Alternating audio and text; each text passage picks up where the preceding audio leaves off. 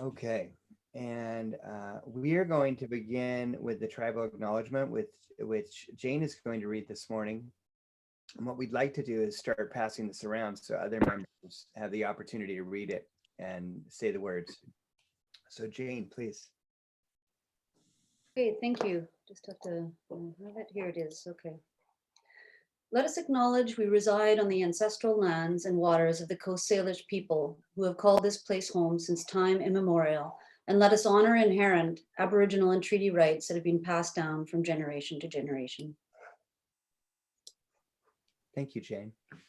Okay, and I don't believe we have Catherine or Olivia. I'm going to go ahead and do a roll call. And so I'm going to say who I see. So I see C. I see Maureen C. Dick Grout, Patty Garcia, Paul Dossett, Here. David Dellendorf, Here. Tony Gazelle, Present. Jane Fuller, Here. Bill Apple, Here. Tom Starr, and I heard you, Tom. I read through it. Tom, darn it, you went off mute and it moved my entire screen around. I don't know where I was. Let's go, Anne-Marie Shanks, Dave Anderson, Here. Liz Lafferty, Here. Bob O'Connell. Here. There's Tom again. Now he's moved, and Sharon Abreu, and then we have some folks from the public here, as well as our wonderful support staff, Megan McLean. So everyone else is not present at this time, so we are missing a few members.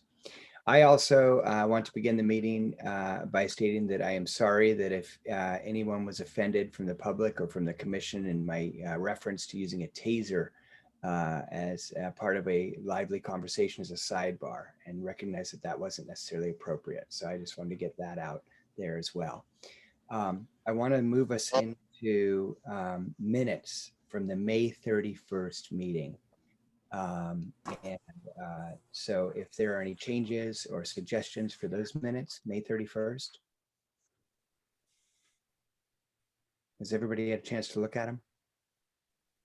Okay. If not, I would happily accept a motion to adopt the minutes. Motion to adopt. I second. Okay, motion by Maureen C. and second by Patty Garcia. So any further discussion on the minutes? Okay, all those in favor? Aye. Aye. Aye. Any opposed?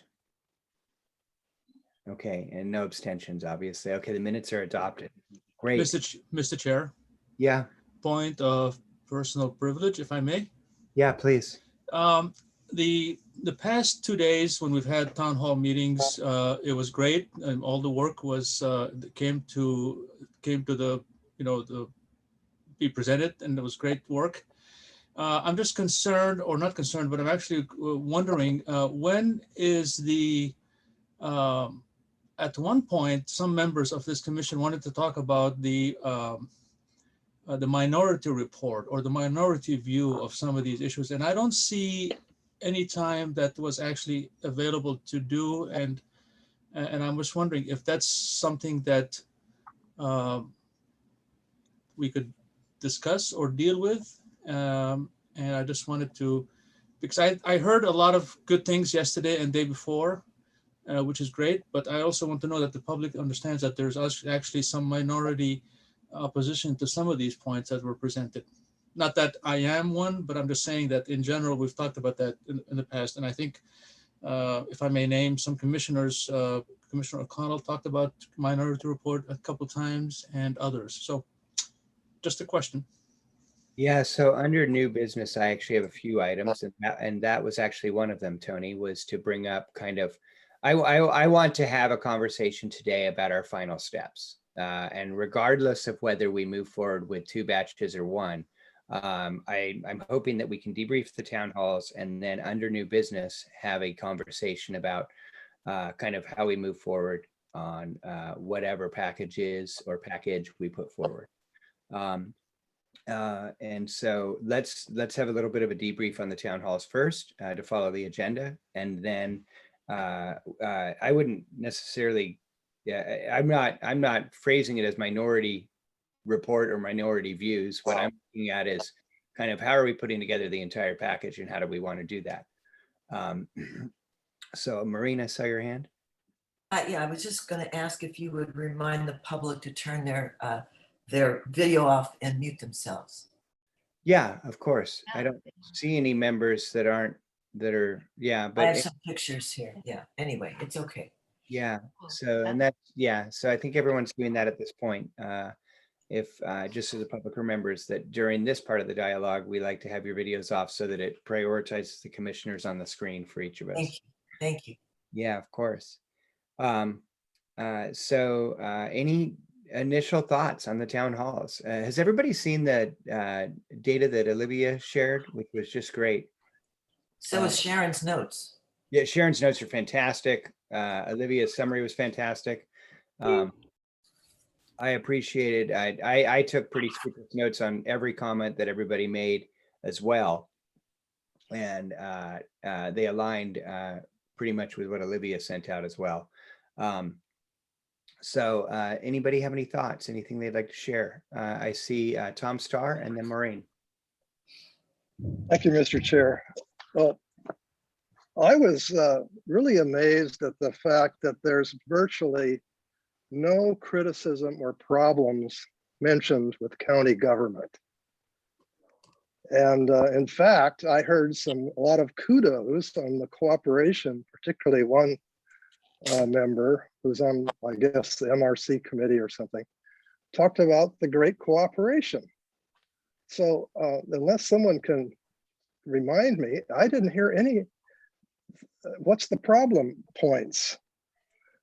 All I heard was kudos and very favorable comments about all the concepts that we are importing from other charters and other places.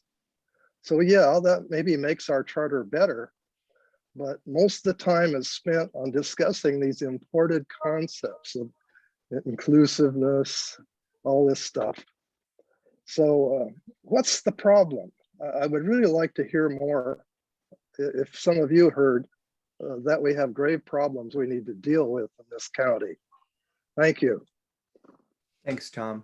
And I will say that I'm hoping that today we can have a bit of a discussion just amongst ourselves, really kind of candidly throwing that out there. We've had a lot of meetings with a lot of presentations, a lot of different agenda. Bob, I see your hand. I've got you on the list.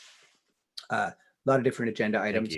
And we haven't had as much just dialogue, which is the problem with Zoom, frankly, as we get into a structured format and you kind of follow it. Whereas if we were meeting in person, we could have some of those sidebars and then maybe that turns into a full conversation. So I'm hoping today we can have a little bit of that. Maureen and then Bob. I would just like to respond to Tom and just say, I appreciate what you're saying.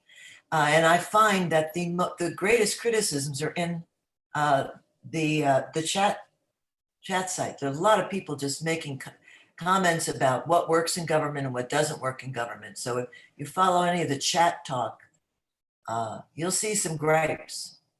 I wanted to just say that on Olivia's sheet, as I recall, there were a couple of comments about tourism, and there's one here that supports, where is it? It supports support real housing and seasonal worker housing. But there was another person that really didn't had some criticisms about some of the recommendations. That's all I wanted to say. Yeah. And I actually, Maureen, I recorded that as well. And I actually recorded two others who had positive. So I had three saying, yeah, please move in this direction, county council. And then at least one who also said they had concerns. So Bob. I had a couple of things. First, in response to what Tom said about, what were the problems. One thing that I can think of is that Alexandra pointed out how devastated she was by the result of permits that were let uphill from her that caused, I think it was erosion and some other kinds of problems, maybe some water problems. I don't remember exactly what it was, but that was one example. A couple of things that I've got circled here that I thought were particularly salient that are kind of simple from the meeting the other day. One idea, and I'm maybe behind on this, and all the rest of you all. Anyway, I use forest preservation for a carbon credit. Is that being done already? That sounds like a great idea, because of course the forests, and what the trees do for oxygenation and all that business. Move ranked choice voting forward. I'm not for that, but that was something that was being pushed. Ben Bama said that enforcement was critical. And one interesting thing I thought Vince from Apalco suggested was this thought experiment for us to sit down and think about what will be changed by 2030 and be able to describe that to the people when we're kind of campaigning or whatever. Have that down in like bullet points so they'll know what good this is going to be doing. That's all I got. Thank you. Thank you so much, Bob. I will say on the forest preservation for carbon sequestration, there was a very substantial conversation in the Washington State Legislature around legislation that was being proposed 3 years ago on that matter. The legislation did not pass. There are other states who have looked at that. There are some cities and counties around the globe, around the United States and around the globe, that are actively pursuing that. It's a very interesting question. It's a very interesting question. So there's a lot more to it though, but yeah, David. Oh, Yeah. Liz has her hand up. Okay, we'll go David, Dick, and Liz. Yeah, in response to Tom, I think the impression he got maybe because people were aware already that there were problems with regard to our response to climate change and protecting the environment.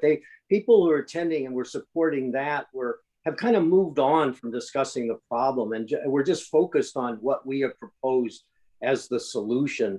I mean, I don't think many people could object to that or argue that there is no problem with climate change. And justice and equity, kind of the same things. I mean, all you have to do is look in the paper. There was something that was passed around this morning about what happened on Lopez, another incident with regard to LGBTQ, and before we had the problem with Black Lives Matter signs. So I think maybe, Tom, it's just that people are now focused on the solutions.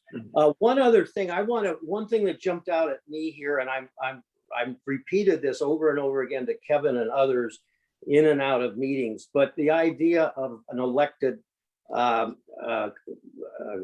commissioner of climate and environment, which I'm adamantly opposed to. There were 3 very, very knowledgeable, experienced people who've worked in the environmental field who spoke up yesterday against that idea, including Kim Sundberg and I think her name is Christine Kuhn.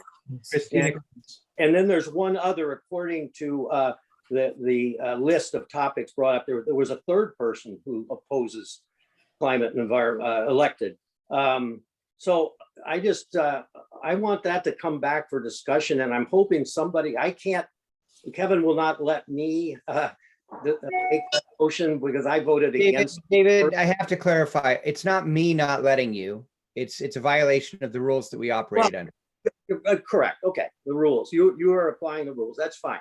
But what I would like to ask is somebody who voted in favor of an elected official, if they would speak up and please be willing, in view of developments and comments such as yesterday from these 3 individuals, to bring it back to the full commission for discussion.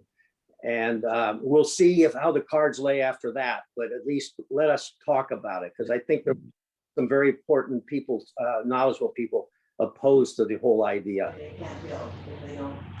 Thank you, David. And I would just, for the record, I think we have to put out there that in addition to those 3, Olivia counted 17, I counted 19 who testified in favor of that specifically. So I think it's very important that we recognize, if we're going to start talking about who spoke to in favor and so on, that there was more than 3 times as many who spoke in favor of that position specifically. I have Dick and then Liz. Yeah, poor Tom. I also wanted to respond to Tom and say, I think it's important to go back to the very beginning when we started this, that where a lot of these issues came from. I think it was Olivia who said not a single one of the issues she put on the list came from her. It was all from people talking to her. I had some that came from people talking to me. And then we had the two early town halls. So a lot of what we've been dealing with was generated by people and the things we brought ourselves, who were aware of problems. That's where a lot of this started. It's important to remember that. Liz? In the spirit of dialogue, I just want to make sure Tom's. Can somebody, can everybody mute if you're not speaking? We've got some background noise.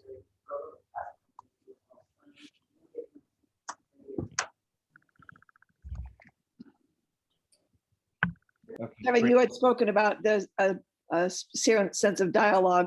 So I was just saying, Tom, if your question hasn't been answered in the dialogue, I'll hold my comment for just a minute to finish that up.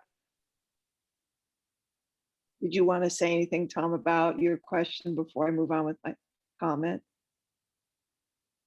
Okay, you're muted, but I see a no in there. So, okay. So I wanted to reference Patty had sent out, Commissioner Garcia had sent out an email last night that I thought was really pertinent to the work that we've done. So the process committee, I think, may have had the largest and most consistent public involvement, and the rights of nature folks, community groups have been the ones who have been showing up in numbers and consistently. And I'm concerned that we are beginning to lose them. And I'm hearing from community groups that that's the case. Part of it being that, as Patty stated, our focus was on the OCE, which I'm totally in favor of, but we have stepped away from the connection to nature and put the focus on climate and carbon. So part of my concern has to do with, once we get these in the format to go to the public, it is the public that's going to work hard to get them passed. And if they don't hear themselves reflected clearly and strongly in the work we present, then we're not going to have them as allies to get this passed on the ballot. So I just wanted to bring that back up again. It's been a mantra of mine from the get-go, not that the public has the responsibility to write what we draft, but I believe that they have to be reflected. They have to hear themselves, see themselves in what we present, because that's what's going to have them out there knocking on doors, calling people together, phone calls, all the work that's going to have to occur to get these things voted in. So I just hope we can, in our setting up our process of what's to happen next, we can look at anywhere we have lost community support and what we can do to let them know. Anyway, I don't know quite how to finish that thought, but I hope that translates clearly. Like I'm not seeing members of those communities joining us today. I'm hearing their frustration is high. So just wanted to be sure that we do all we can to represent the voices that have been strongest and most consistent throughout this process. So I think so. That's it. Thank you, Liz, very much for that. And if others have thoughts on that, we can go back to that as well. Jane. Yeah, I do have a thought on that. I have a question for Liz about that. I mean, I think you need to be more specific in terms of what you are hearing in terms of people getting frustrated and stepping away in terms of being of support. I think you need to be much more specific, because I think we also have to be cognizant of thinking that we can go back and start redoing work we've been doing for 4 months. I think we have to be realistic about how much we can or are going to change going forward. So I don't think it's, because it's not just a one-sided thing, Liz. We have to be in communication with these people and talk about where we've landed and help them understand that, that certain things are possible and certain things are not possible. And so I think you need to be a little more specific about what you're talking about. Yeah, happy to do so. Patty, do you want to respond? And then for the record, I want to state that both Commissioner Davies and Commissioner Roseberry have joined the meeting. And then I'll go to Patty and then Bill.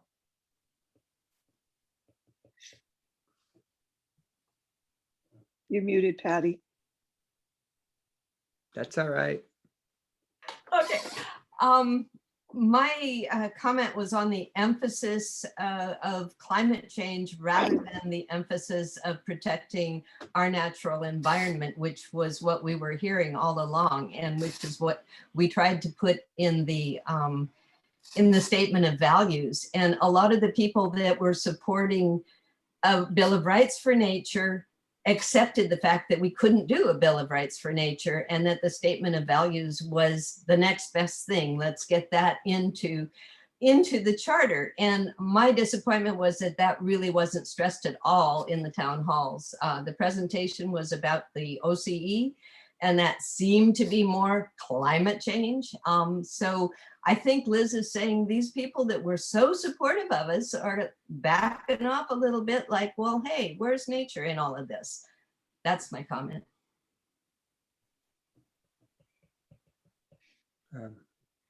I have Bill and then Bob.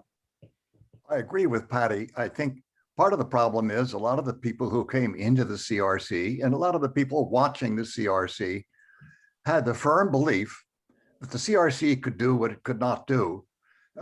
Human hopes are powerful and they're not gone. We heard them in the town hall. I agree with Elizabeth about how people feel, but we're stuck with what is.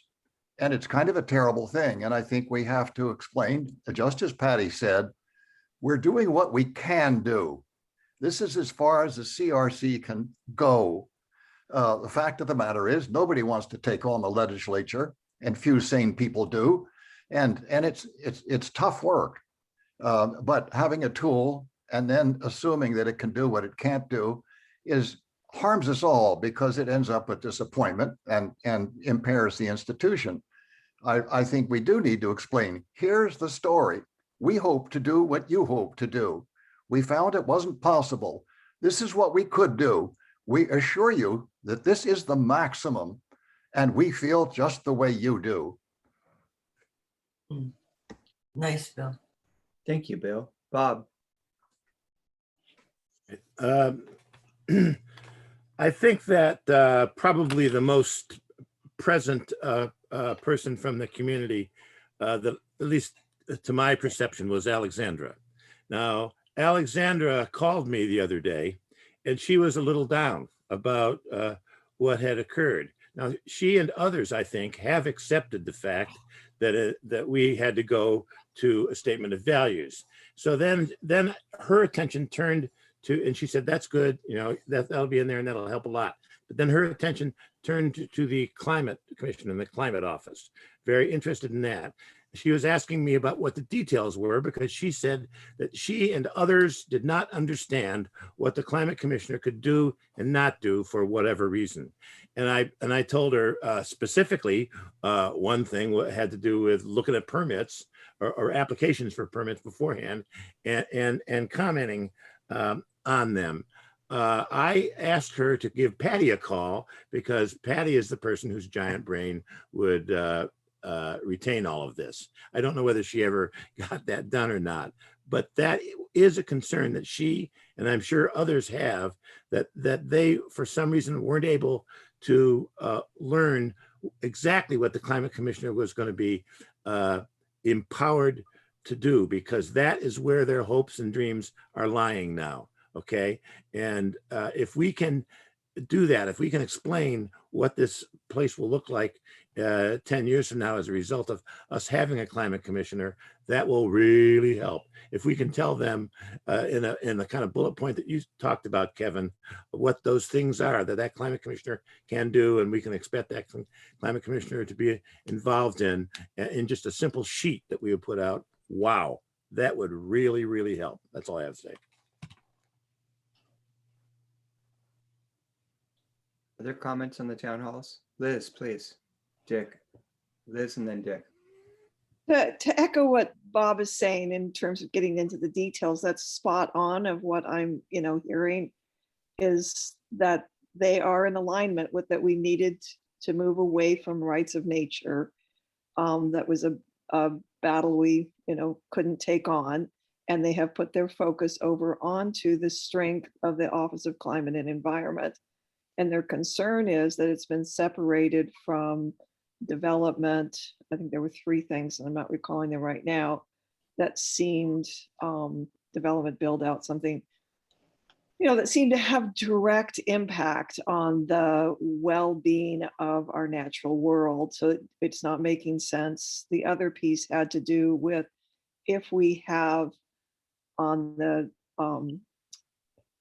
let's see, the advocacy group that's connected to the office, if we have members of business on there who've had a long-standing and loud seat at the table, if we include those in that committee, that it will become, trying to appease those groups yet again, and not having the natural environment be the primary focus of those groups. So I think we can get there. I'm not saying we're not moving in the right direction. I'm saying, Jane, to answer your question, that in moving forward, to let the community know the strength of the Office of Climate and Environment and the strength of the Justice and Equity that we're putting in place, so that they can see. And who was the gentleman who talked about, talking about 30 years out, what the impact of this office will be? I think that's great advice to us, to be able to do that and say, here's specifically what we envision this office will do and what it will look like in the future because of the existence and because we voted this in. Yeah. Dick, and then I'd like to call on myself, and then I have David.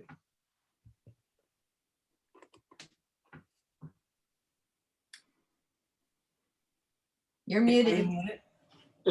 You're muted. That's what I was asking. Am I muted? Am I muted? I have a hell of a time bringing up my graphics, my icons. Couple of things on the business of the rights of nature. I think it's important for all of us to remember, we all know this, the three major islands have three very different cultures. And while, for instance, on Lopez, you may hear a lot of unhappiness about the rights of nature going down, I have to say on San Juan Island, there was probably a large segment that exhaled a big sigh of relief. I mean, it's just in many ways a different world. And I think it's important to recognize that and to explain to people that politics is the art of the possible. And what a couple of you have said is that we can only do what we can do. And I do think that the folks who are very disappointed with that are still going to remain engaged and want to support what we come forward with because of the C&E office. That's going to be, as a couple of you mentioned, that people are now directing their attention that way. And the other thing I'd comment on is what Bob said about getting, and we heard in the town halls, getting some details out there. I think we need to do that as soon as we can, particularly on the C&E office, because not only did you have Alexandra saying that, but you had Catherine Holt, who is clearly on the other side of the fence from Alexandra, and they were both saying that. So I think there's a very clear message there. Kevin, can I make a quick reply? Yeah, please go ahead, Liz. Dick, I completely agree with you about the different cultures on the different islands. Absolutely true. I just wanted to point out that our strongest voices that have been with us, Micheline, Ben, Alexander, none of them reside in Lopez. So there are strong voices in favor of rights of nature in the adjoining, islands as well. So, and yes, I'm not implying that there are not. Yeah. Okay. Okay. Good. Thank you. I wanted to make a couple comments, if I may. David, I see your hand. I've got you on the list.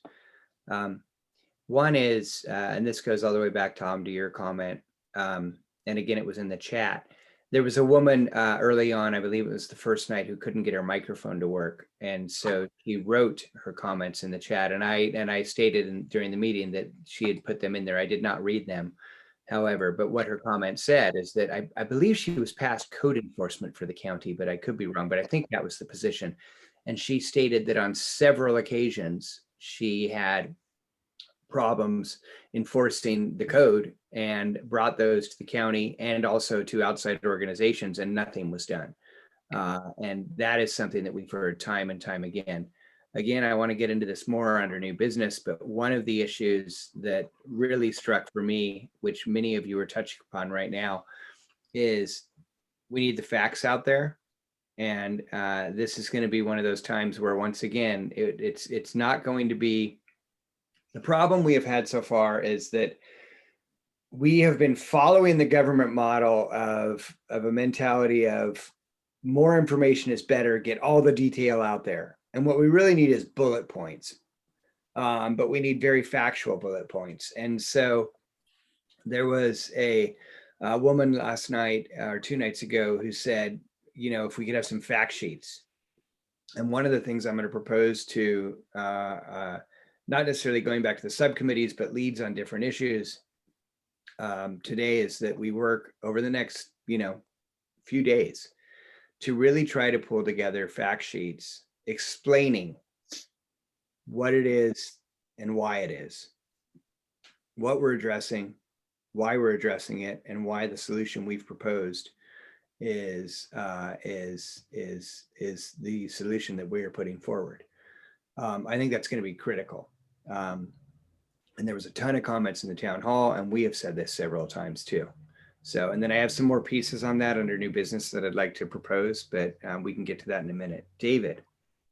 Yeah, 2 things. I want to correct a statement that Kevin made. When I spoke about 3 people, environmental experts, being opposed to an elected position, Kevin countered by saying there were 17 people who supported the elected position. That's not true according to this topic list that was sent to us. There were 17 people who voted or spoke in support of a climate and environmental commissioner. That did not translate into supporting an elected. It does not say that, and I did not hear 17 people saying they were support of an elected official. They're in support of the idea. The second thing is, I agree with. Okay.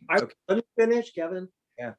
I heard people say that we need to define better what the responsibilities are of the commissioner, what their goals are, etc. I think that is very necessary. I agree. If it's not complete, we need to fill in the blanks. But I have to point out that an elected commissioner can do whatever they want. They don't have to follow that. They're an elected, they're independent of the county council, they're independent of the county manager. They can do whatever they want. And the counter argument of people has always been, oh, but they have to, they stand for re-election. Yeah, that's every 4 years. If you have an appointed person in that position, they are responsible to the county council. They have transparency. They are going to be managed to accomplish whatever we set out as the goals of that department. An elected official, you're running a big risk, not only of not having the most qualified individual, but somebody who does not necessarily take that list of responsibilities and prioritize it the way the public wants. If the person is appointed, yes, we can control that person because we have control over the county council. We have a voice in county council meetings, et cetera. So again, I'm strongly in favor of being an elected position. Excuse me, appointed position. Thank you. David, you have made your point abundantly clear. The commission, however, voted, and the majority of the commission voted in one direction. And also, to correct your point, 17 people last night and the night before said they were in favor of the commissioner, which is, don't respond, which is the elected official. So those are the facts. So we're going to go by the fact. David, I'm sorry, I'm not going to debate this with you, but I'm just shaking my head. I'm sorry. But the facts are that there was a lot of people who said they were supportive of the commissioner, which is the title we have given to the elected official. So with that said, are there any other thoughts on the town hall? Yeah, okay, I saw Anne Marie and David and Bob, Dave and Bob. I don't have anything. Dave Anderson has had his hand up for quite a while. Okay, That's Dave. correct. I can't see this. Okay. Thanks, Anne Marie. I have a lot of sympathy for Tom's comment earlier that whether it's a problem. When I was in art school, we'd have these hour-long critiques for a painting that was perfectly fine. And it's amazing how much problems people can find in a piece of art that's just perfectly fine. And I think when you get a commission of people like us together to find some problems with government or the charter, we just might find quite a few things wrong with it. And so maybe we should talk about the font as well. But in terms of the conversation from the town hall meetings, having said that, we need to think about to what degree are we a political class of people? To what degree are we interested in these ideas? And also the people who showed up at the town halls, to what degree are they interested in certainly climate and equity and justice? And I'm wondering, I would like us to focus on issues that are really that really empower people and everyday people who aren't really necessarily activists in our community. So I was really excited to see at the top of the list of proposed for the ballot, 3 term limits. I think that really smiles and it says, this is what the charter is about. The charter is about protecting people from entrenched politicians. And I would prefer to see the initiatives be more prevalent, and also the climate change office, and also the office of the ombudsperson or the public advocate. Things that are going to really change things in government, not things that are bringing about mindfulness. The things that are the acknowledgement of lands, the acknowledgement of our community values and the nature. Those are really important, and those are what we stand for as a community, but they don't actually change something specific for typical voters. And so I think things that change things specifically for voters is I'd like to see us focus on. Thank you. Thank you very much, Dave. Bob, you had your hand up? You're muted.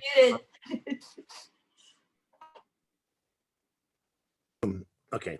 And Kevin, I know you wanted to put this to bed, so only one short sentence. I think it'll do us all good to remember. An appointed commissioner can also be fired for doing the right thing. Think about that. That can happen. And that's a good reason to have an independent elected official. Good point. Other comments? Tom and then Jane. You have a bunch of hands up, Kevin. Sorry, I'm also looking at the screen, guys. So right now I have Tom and Jane. Who else has a hand up? Tony, Sharon, Jane. I and have Jane. Jane. Okay, thank you very much, Tony. I appreciate that. Tom? Thank you, Mr. Chair. A lot of other hands were up before me, but with your graciousness, I'll go ahead. I meant to say earlier in my comments that the fact sheet is sorely missing. I heard that predominantly, that these ideas we're proposing are just too vague and too difficult to comprehend. And I just thought, another thought about the fact sheet, you need to specify the problems with the environment, with equity and social justice, employment, segregation, tribal rights. Those things need to be clearly illustrated in this fact sheet if there are problems with those. So thank you. Thank you, Tom. Jane, and then Tony, and then Sharon. Thank you, Mr. Chair. No, I agree with Tom. I think that's absolutely necessary. You know, I feel certainly some responsibility with our subcommittee on justice, equity, and equity to help prepare that kind of information. I think I want to go back though to the point I made in the meeting in the town hall yesterday and the day before about the fact that our county council already passed a resolution on a safe and inclusive community. And so it did that because it was compelled to do so by people who live here, by the electorate, by the people who voted for the county councilors who saw some major issues of a problematic nature brewing in our community. And so for me, the power of the work of the Justice and Equity Committee lies in wanting to make that resolution more solidly based in our charter. And so I'm happy to work to help prepare the information needed for fact sheets, and support the point that this is already decided by our county council, that this is an issue that needs to be taken seriously. And what our subcommittee was focused on doing was embedding that for the future, embedding those values and those principles for the future. And I think that's something that, this county and no county in the United States is static. I mean, we even if everybody thought that everything's fine right now, I mean, what guarantees are there that that's going to be the case, 10, 20, 30 years from now? I mean, this is part of the problem, is that we, many conversations assume, we're not going to be evolving, but we are, and we have to think about what that looks like. And that really is our job. And so I just wanted to share that viewpoint. Thank you. Thank you very much, Jane. Tony, and then Sharon. Thank you, Mr. Chair. I totally agree with what Dave said. He said it so eloquently that we need to spend time on issues that are things that are problematic and are resolvable. And he came up with a couple of examples that I totally agree with. I mean, yesterday and day before, we spent a lot of time on equity and justice. And I get it that there are some issues in this county, but are those issues things that we can actually solve by having more words in an amendment or in a charter? Those things, I mean, if you lived in this county for more than a week, you understand that this county does not tolerate injustices and intolerance and inequity. I mean, look at us as a group. We are 18 members in this group that we were voted into this office. 18 of us are white and some shade of white. Now, that's not representative of this county. Half of us are women, half of us are men. That's probably representative of the county. The majority of us in this group are retired. So retired and living in this county, that means you have a certain status that is higher than most people that are working in this county. So we really are not representative, if you were to be honest about this. We're not representative of our community that we're supposed to represent. But yet we are talking about equity in a way that we can actually solve that problem. I think as a community, be it Orcas, San Juan, Waldron, Lopez, Shaw, as communities, we can deal with the inequities and the racial injustices in ways that are much more, how shall I say it, grassroots than you can actually put it in a document that is going to go on the shelf. We've heard multiple times already, this today and other days, that some of the stuff is already in the charter or the county has passed some of those things already, but yet we still have these problems.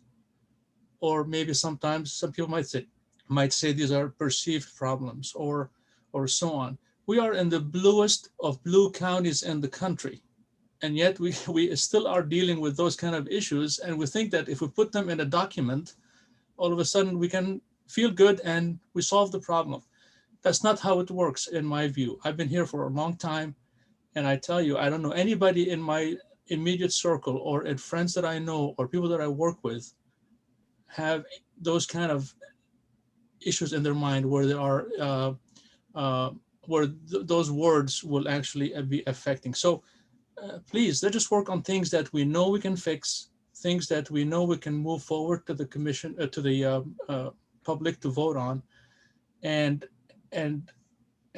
call that a charter review commission improvement, if you will. Thank you for listening. And I do appreciate all the information that's been passed on, but I just I beg you to work on things that are actually will make a difference in our community. Sharon, and then Olivia.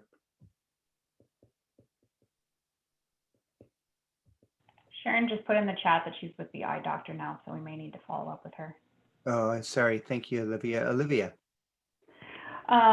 Just a follow-up to the document that I sent out this morning. I apologize for the spelling error. I was half a cup of coffee in at about 5:45 this morning, throwing everything together. So I will fix that and send it out to everyone.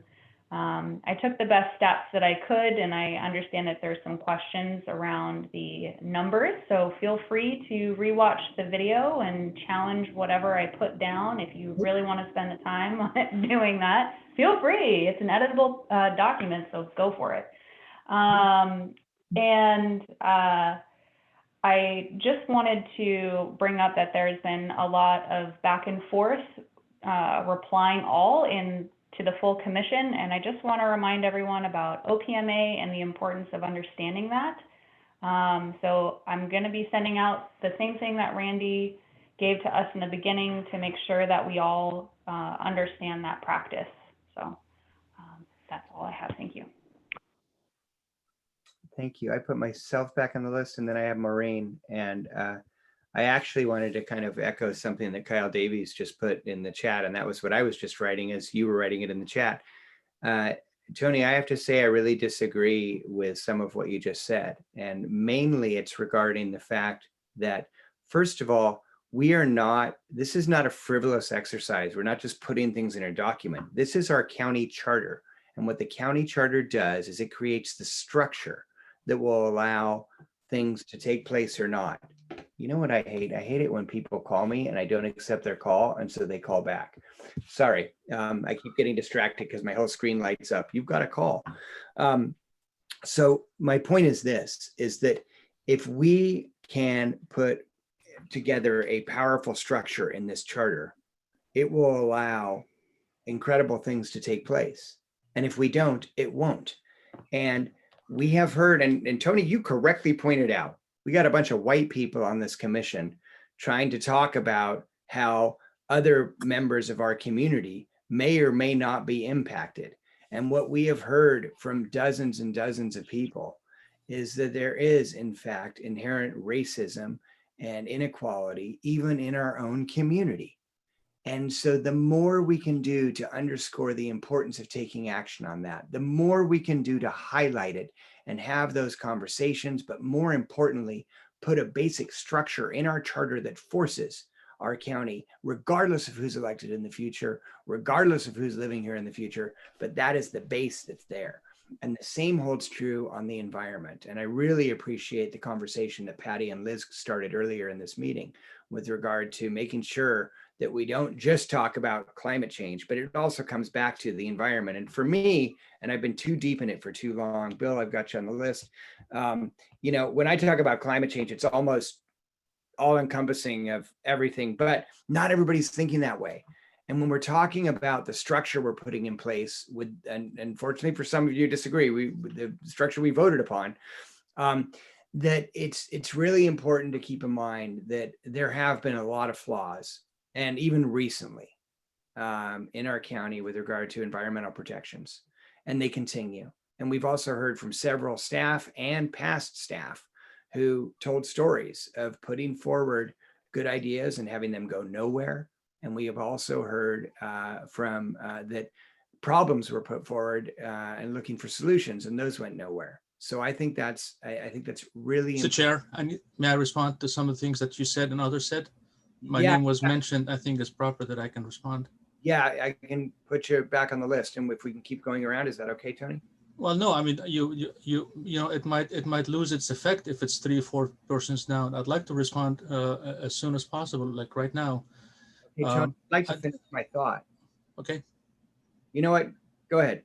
You go right ahead. The question I have is from you and a couple of others, people that I respect have said that they completely disagree. I want to know, just for me to know, what is it that is disagreeable that I said? Is it the idea that we are all trying to do some things that we are, majority of us are not representative of this community? Or is it that I said that there are some issues that need to be dealt with, kind of immediate issues that need to be dealt with. So I'm not sure what is it that is disagreeable. And if I may respond to whomever wants to ask the question. So let me ask, just because we are still in a procedure here. So Maureen and Bill, I had you on the list. Do you mind if we take just a couple minutes to have a back? No, please do. Please go for it. Great. So thank you very much for that. And Bill, that's okay with you? I think I saw you nodding. Great. Thank you, Bill. So Jane, did you want to reply to that? Yeah, I did actually. Thank you, Mr. Chair, and thank you, Tony, for the question. I mean, I think what I disagreed with you about, Tony, was the two notions. First of all, that that there's no place in the charter for inserting these kinds of principles and values, and that what can we actually do anyway to deal with issues of discrimination and inequality, inequity, marginalization that people actually experience in this county.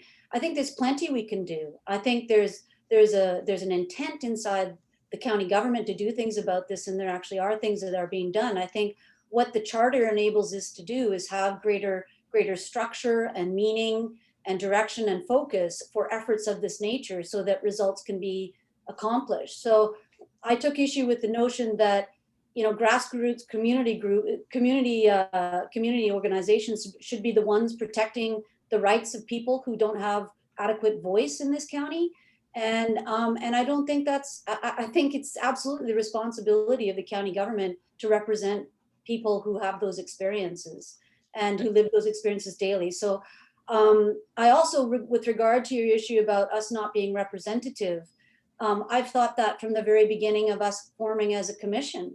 And I wrote in the chat, and you'll see in the chat, that that is precisely why our Justice and Equity Committee reached out to voices that don't have voice here and made every effort to hear from people that we cannot represent because we are not their color or we are not their ethnicity or what have you. And so I just wanted to reinforce, and I have notes on that. So anyway, thank you. That's the nature of my disagreement. Kyle is my co-chair on this subcommittee, so perhaps he would wish to speak as well. Kyle, please. Thank you, Mr. Chair. I think this is really for everybody, and I don't want to necessarily start a back and forth, although I will. You know, I'm very aware as a white male, working white male, that I don't represent everyone in the county, in the world, in my neighborhood. And one of the things I would ask us to ask ourselves is how does a place, how does a group of people, how does a society, how does this county embrace or at least open a door and make it so that anyone who has another perspective or represents a different group, how do they even access a position like CRC? How do they become a commissioner? How would they be able to put themselves out there and be taken seriously when some of them are expressing to us that they essentially live in fear, or they live marginalized because there's some other component, some other set of dynamics in this county that keep them in some cases from participating in daily activities of living, let alone being part of the political spectrum. That's a disadvantage that doesn't embody the values, I think, that we said at least some 200 plus years ago that we have as a nation. That's true for other populations of color. I think that's true for people who called the San Juans part of their home for millennia. And that's a problem, and I can't fix that, but I can certainly be part of a group that creates mechanisms. So, having a county council member have, a 3-term limit, I think that's also good work. But what about the person who never has an opportunity to represent their population and other perspectives, because we have either ideals that are in the way or mechanical hurdles that are in the way. So I think the work, especially as a group of people working and hearing those voices and then kind of working the problem, at least I would feel very different to any of you if it were my decision-making that actually decided how to or structured the charter. But in fact, it's us putting forward mechanisms that are the best that we can do, I believe, that then all of those people hopefully have an opportunity. It's arguable whether people that we're talking about even have an opportunity to vote on the things we're creating. I think that defines the problem. So that's the perspective I have, that I think needs to keep doors open and create opportunity. Thank you, Kyle, and Kelly. Thank you, Jane. Mr. Chair, may I respond? I think there's a misunderstanding here, and I apologize. Maybe English is my third language, and sometimes it's not clear. I did not intend to say that these are not important issues and they should be in the charter. What I said was that we're spending a lot of time on something that is very clear is something that needs to be worked on. Maybe we could spend time on other things as well.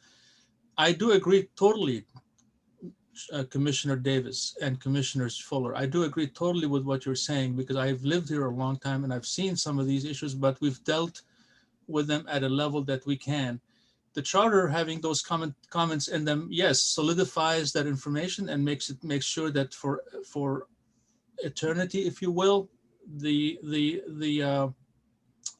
information is there and the wordings are there. But I think it's more effective to me as a private person, that if I'm working within our communities as well, not to replace what the documents say. So I really apologize for maybe not stating it properly, but my concern is we're spending a lot more time on things that to me are just obvious. Well, I don't think there's going to be any disagreement in the public's mind about these things being in the commission, in the charter. I think there's going to be a slam dunk, if you ask me, this and in the future. I think it's going to be a slam dunk. It's going to pass.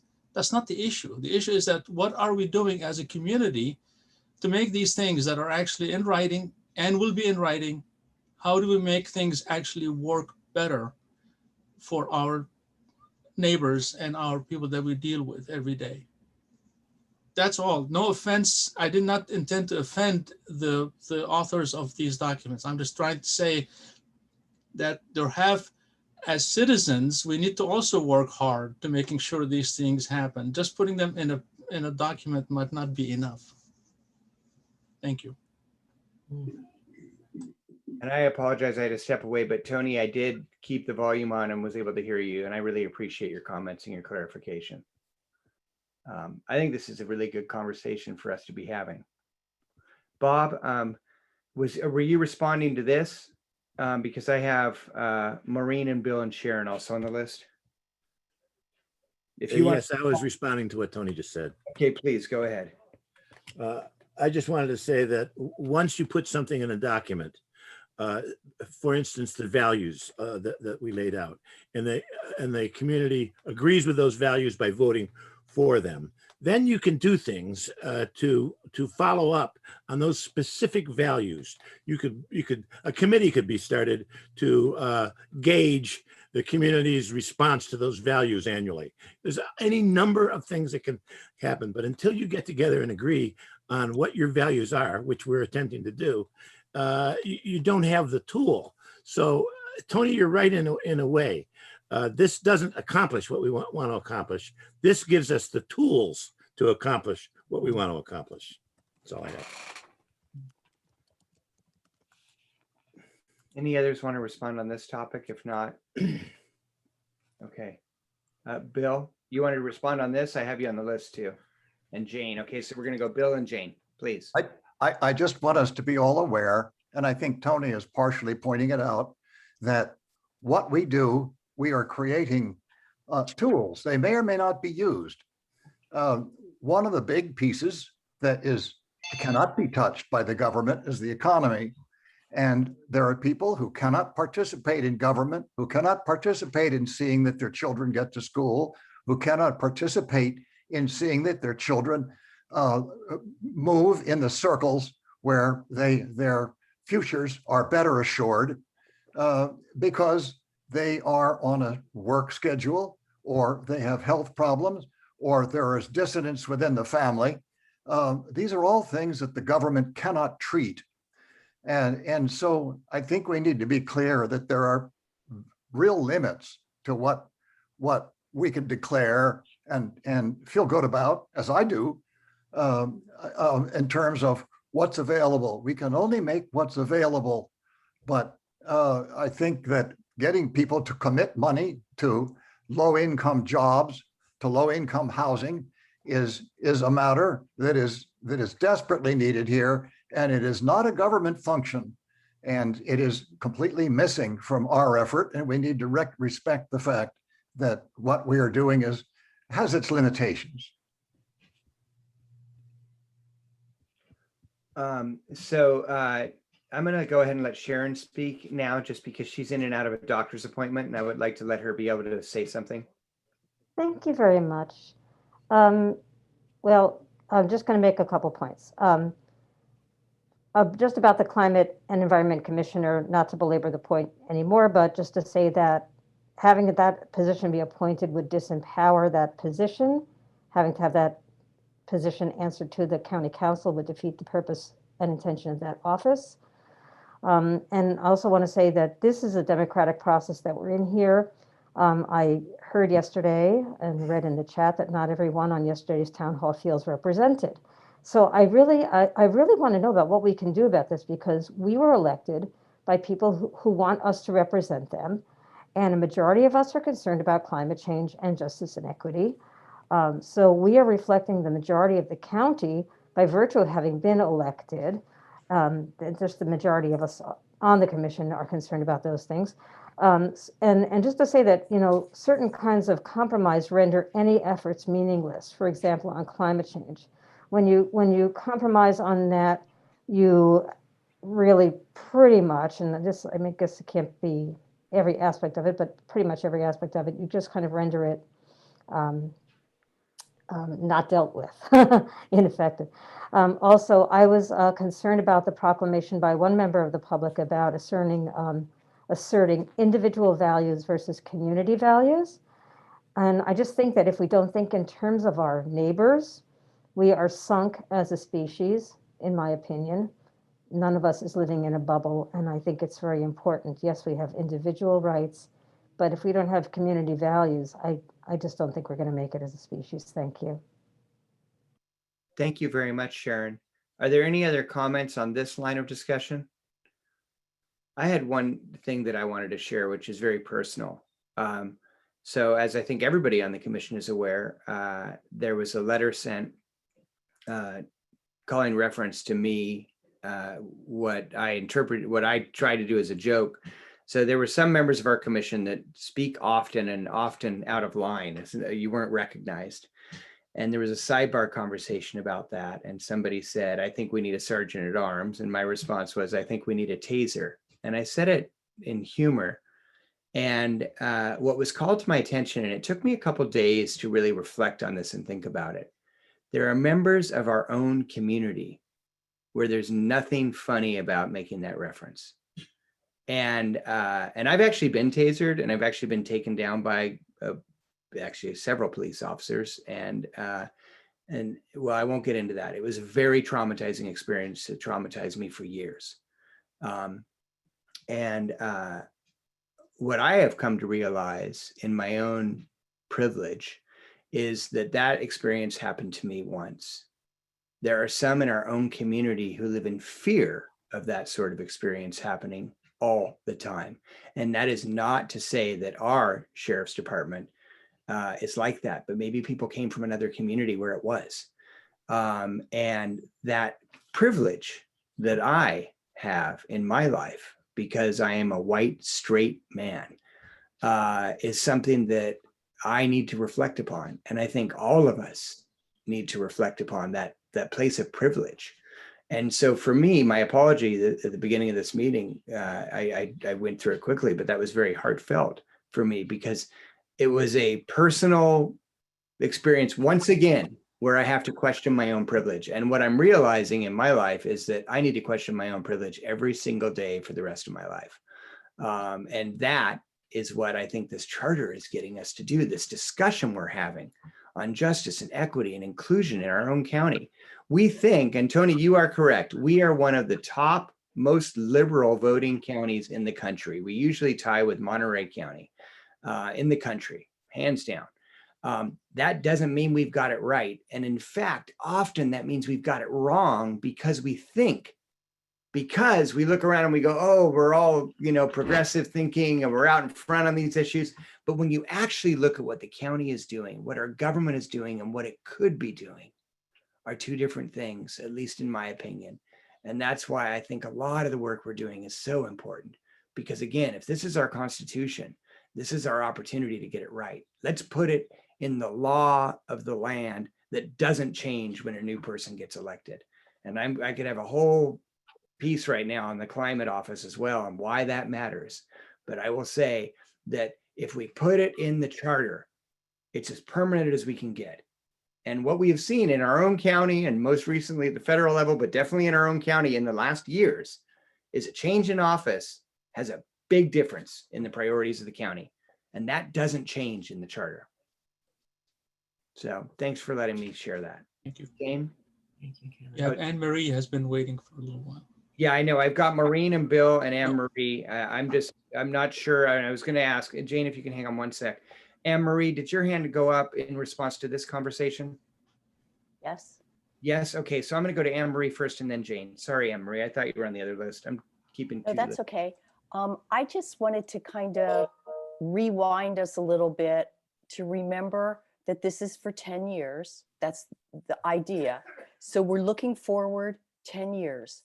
And this is a moment in time for us. And if we look at just how our county and our communities have changed in the past year with the pandemic, we have seen incredible change. And I'm thinking about real estate and the prices of our real estate. I know it's all over the country, but it heightens the inequity and it makes it harder and harder for people to be a part of the community. I feel fortunate that I think there are about 6 people on this group that work, because I realize that in itself is a privilege to not have to, to be in a job where you can take the time to do this. So I appreciate that. And I appreciate your bosses and the people you work for, whether you're self-employed or not. But anyway, what I'm trying to say is I think a lot of these ideas are our moment in time. It's the justice that we want to see driven into the county. When I come back 10 years from the spiritual world, I want to see some people of color involved in this. I want to see good housing for people. I want to see the whales. I want those things to be here. And that's what I think we're trying to do. Thank you. Thank you, Anne Marie. So I have Jane on this topic. I want to go back. Originally on the list, I have Maureen and Bill. And I want to see if Maureen or Bill want to comment now. Yeah, I'm kind of blown away by all the incredible things that are being said here today. It's just such an important conversation from 100 different points of view, and I am very grateful.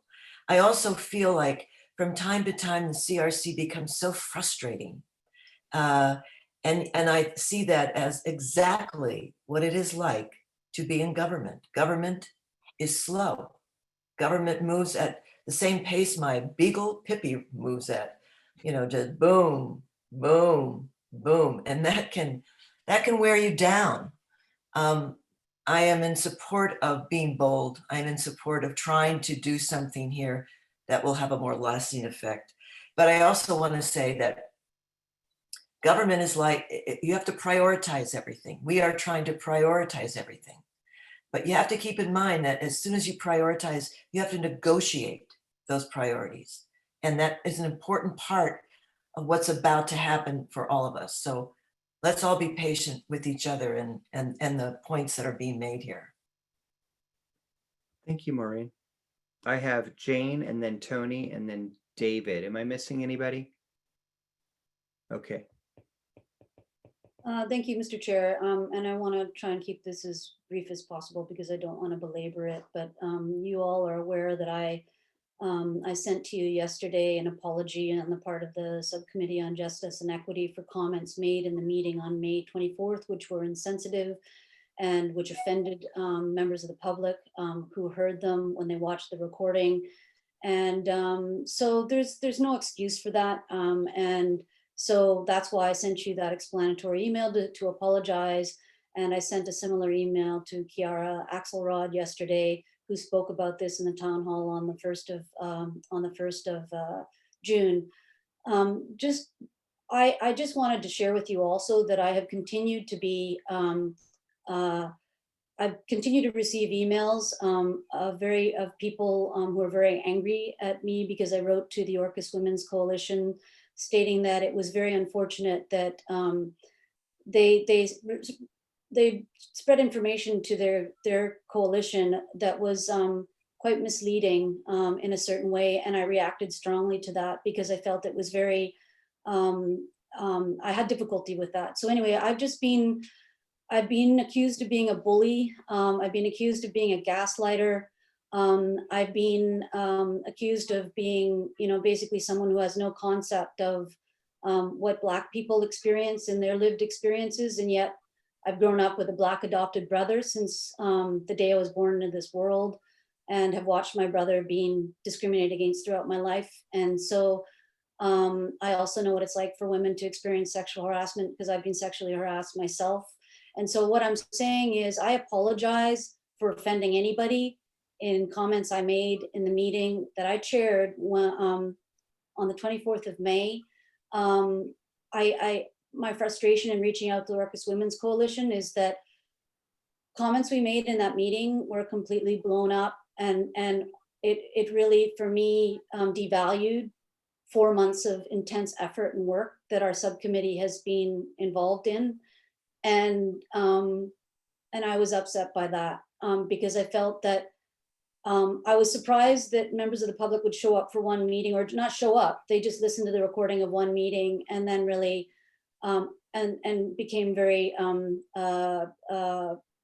attacked our committee because we used inappropriate language. I'm sorry, I just had to go on public record saying I very much wish that that the people who were unhappy with what was said in that recorded meeting could have reached out to myself as a co-chair, could have reached out to the chair of the commission and said to us, we don't appreciate the language that was used, rather than going out to the community and really defaming us because we behaved in a silly manner that was inconsiderate and insensitive. And so I just needed you all to hear that. It's been a very, very painful few days for me, and it's been very hurtful. And I just wanted you all to know that the work I've been doing on this comes from a place of deep caring and knowledge and experience and lived reality. And so I'm sorry for anybody I've offended, and that's all I'm going to say on that. Thank you. Thank you so much, Jane. And this is, we open the town halls with this. We should open our own meetings as well. This is stressful.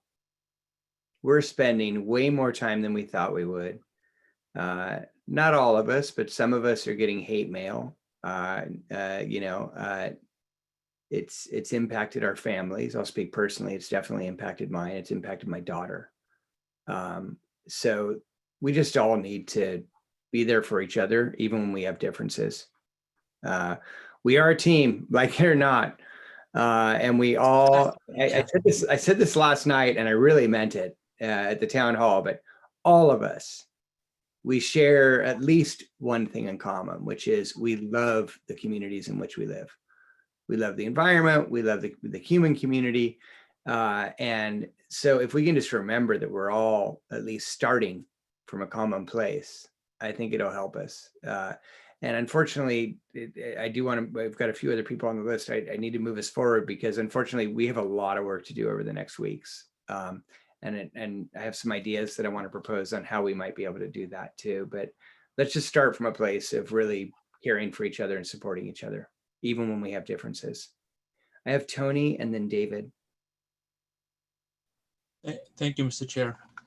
I just want, this is very fascinating and enlightening conversation. I'm hearing people's hearts being put out and speaking from that space, which is really energizing me. I just want you to know that also part of my thinking about this county is that we need to also be cognizant that when I was on the school board, 50% of our children from ages K through 6 were in the poverty level. Some of those folks that are working daily, having multiple jobs, are trying to find housing. So there's poverty, there's housing issues, there's transportation problems that we have, ferry systems and so on. So all of these things are part of as a vision for this community and this county, that we are very good in this group of thinking of things, and I appreciate that. And I just want us not to forget that when I've gone to Olympia to talk about school funding for our children in this community, people would laugh at me saying that I'm from Orcas Island and why do we need extra funding? They don't realize that we have 50% of our children are in poverty.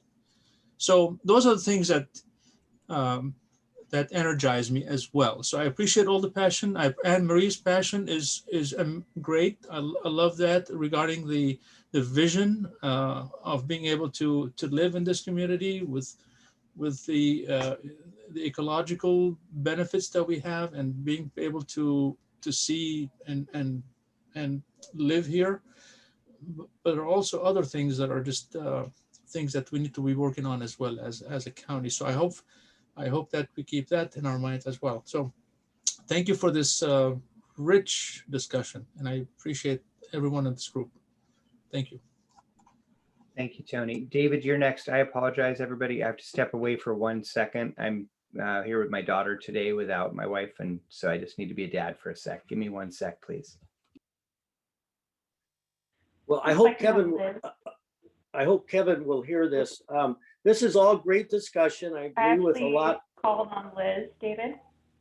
I'm stepping in as chair for a moment. So Liz, I called on you, and then David, you're next. Oh, I heard Kevin call on me. Whatever. Liz, you're on mute. So just to clarify, Kevin had called on David and then myself in the stack. So I deferred. Go ahead. All right. Go ahead, Liz. Go ahead. Okay, fine. We'll be happy to do that.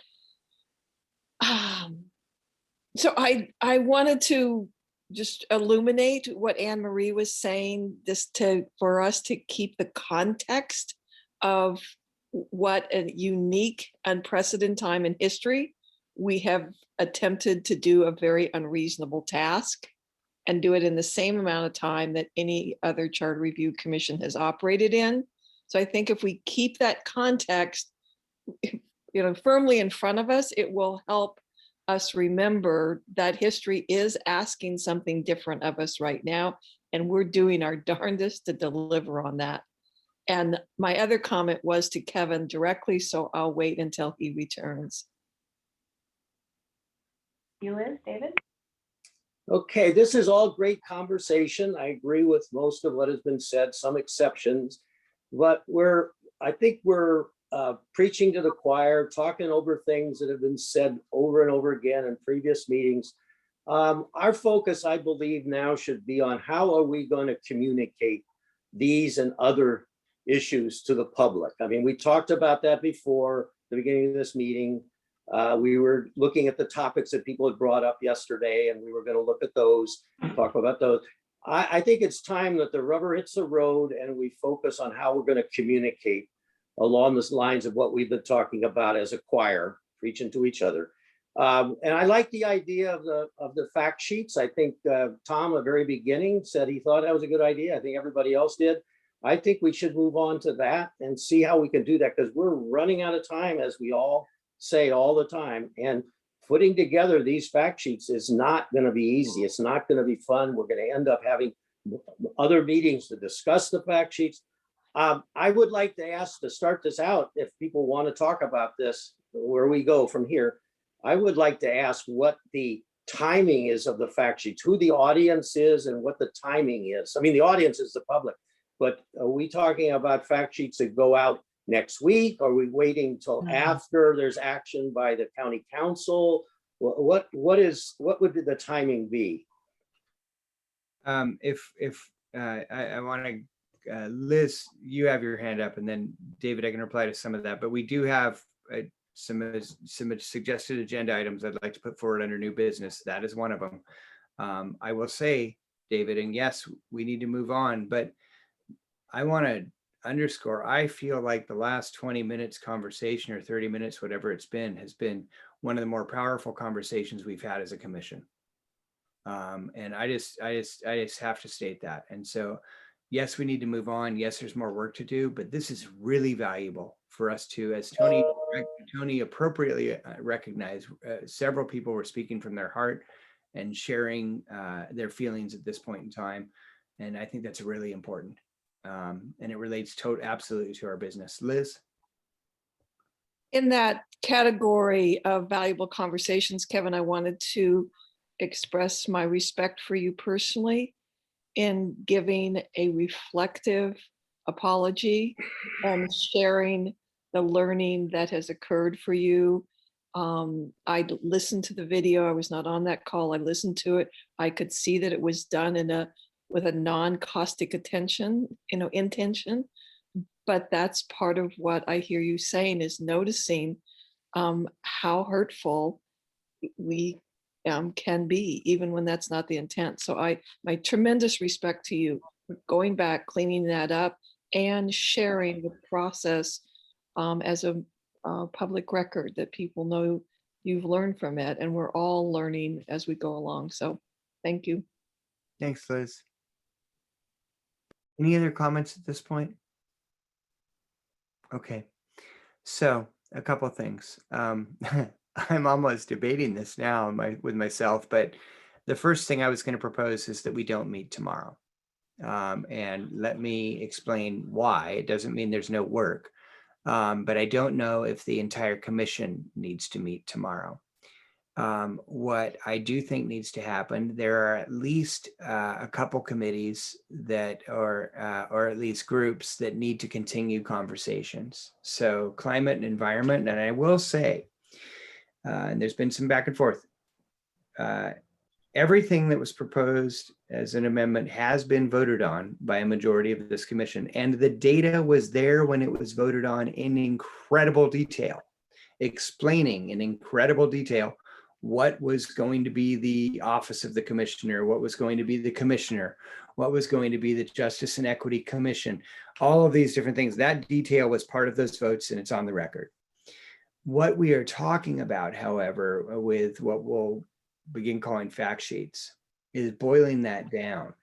One of the things that struck me last night and the night previous in our town halls was that a lot of the questions that were being asked, we could point to, page 7 of a 10 font Excel spreadsheet has that data. That doesn't cut it. We can't expect, and to David's point that he just made, we can't expect, and David, I'm summarizing, so if I don't get it right, don't hate me for it, but we can't expect the public to go through the minutia of detail that we have. It's why we were elected and naively accepted this role. But we can't expect the public at large to go through everything. And so we're going to have to do some fact sheets. What I was thinking and what I had in my notes after reflection upon this was that we have certain groups begin working on those fact sheets, and some of that will have to be simultaneously finalizing some pieces. And the big thing is there are outstanding questions from our prosecutor on the environment and climate position that I think can be addressed very simply over the next days. And the chair, Anne Marie, has already asked for a few of us to meet with her beginning tomorrow to do that.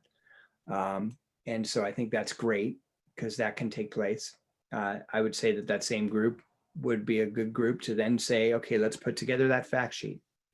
And David, to your point, I don't think it's that, I was going to say it's not that hard, but it is that hard because it's really boiling down a ton of information into a usable format. And so what I wanted to do today is throw that idea out there that we start working on the kind of the fact sheets and also the finalization of the actual data. And so Megan has been amazing so far and will continue to be so with each of our different proposed amendments. But we need to work with her to finalize the language. Our prosecutor said very clearly it is not his job to finalize our language. That's our job. He will then review it, not change it, but just to make sure that it fits within the scope that we're talking about and such. So we need to, in the next weeks, finalize this language.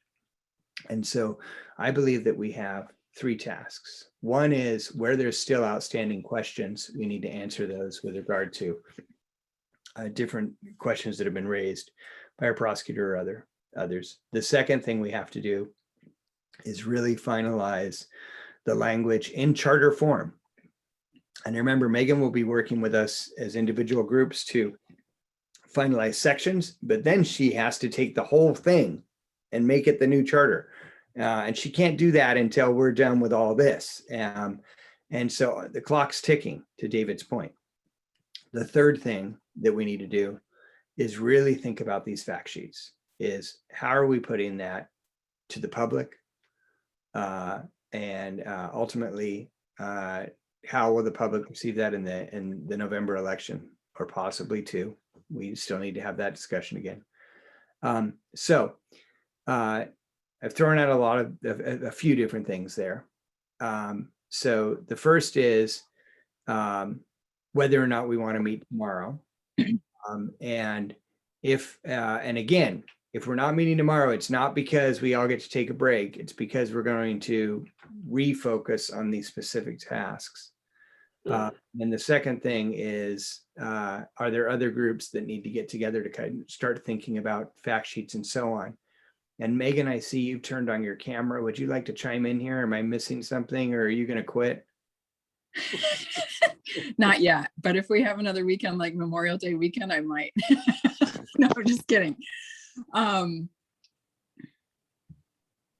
would like to suggest that we develop a template for the fact sheets that then we give to all of you so that we know you guys have a plan. And it would be based loosely on what you did for the slides. You have an issue and then a proposal, and everybody needs to come up with like a 2 or 3 sentence. Well, actually, let me back up. You need a title, 4 words, maybe 5, counting prepositions and articles. You need a 2 to 3 sentence summary of what the problem is that you're trying to solve. And then you need the actual proposal or the new language and that kind of thing. And we can come up with a template that everybody can fill in, and then you can send it back to me and we can start to edit and clean it up. And then it goes back to you again for final approval, and it will actually happen. Megan, you're amazing, and we're lucky we have you. Thank you. So Megan is going to give us a template. David, I see your hand. I'll circle to you in 1 second. Megan's going to give us a template. And then why don't we start by sending those to any subcommittee that has an amendment that's being proposed, and those what do folks think about starting with the amendments and then moving to the recommendations? Or do you just want the template to go out to everybody for amendments and recommendations right now? Yeah, I think both. Okay, so we'll send out the template to everybody who has an amendment or a recommendation. Yeah. And then you can fill it out with the parameters that Megan just laid out, which will be in that template, and then send it back to her, and she will start critiquing it in a really positive way that makes it more usable. I see David and then Patty. Great idea that we have a standard format. I think the public has been frustrated that our minutes online are all in different formats and very difficult to see consistency and read. I think it's great that we have a standard format. To my question about timing, Kevin, what is the expectation of when we would present these and to whom? I mean, would they go to the county council, to the public after we go to the county council? What is your expectation? And I might add, if we end up making final recommendations for just 2021 to the county council, then we disappear as when we do that. If that's what we do, then we are not in existence after that point in time. And so I don't know what role we would have in sending out fact sheets. So the timing is kind of complicated. Could you comment on that, please?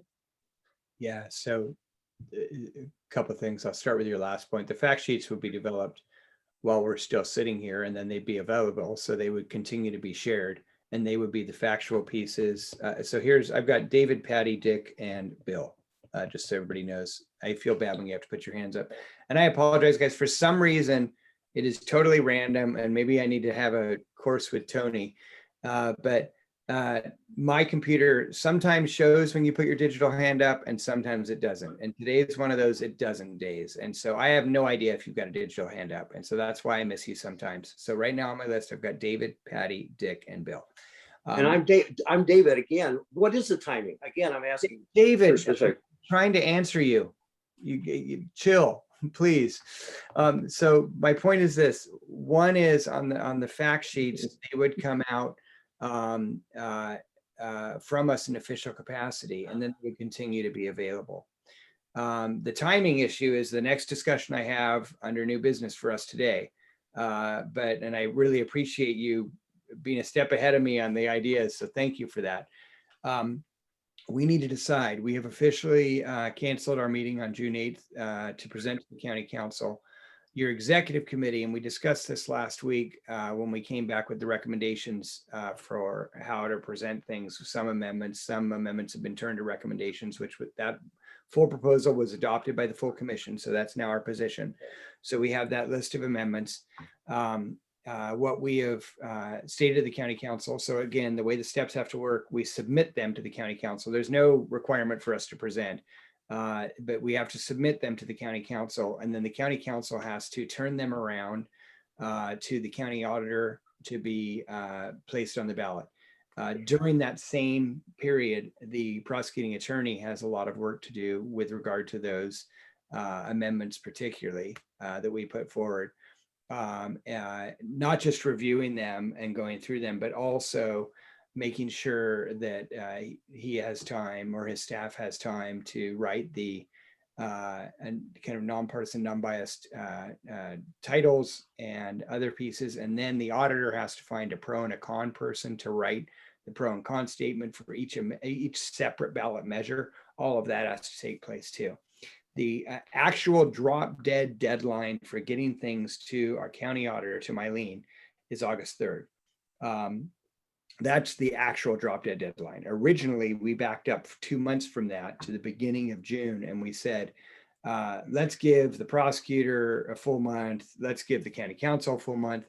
What we have decided to do is cut into that because of the memo we received from the prosecutor saying that we may not be able to do things in 2 years.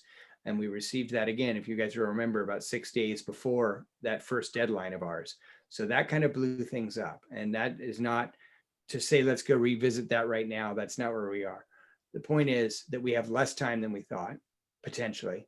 And so we have now said that we are going to continue working.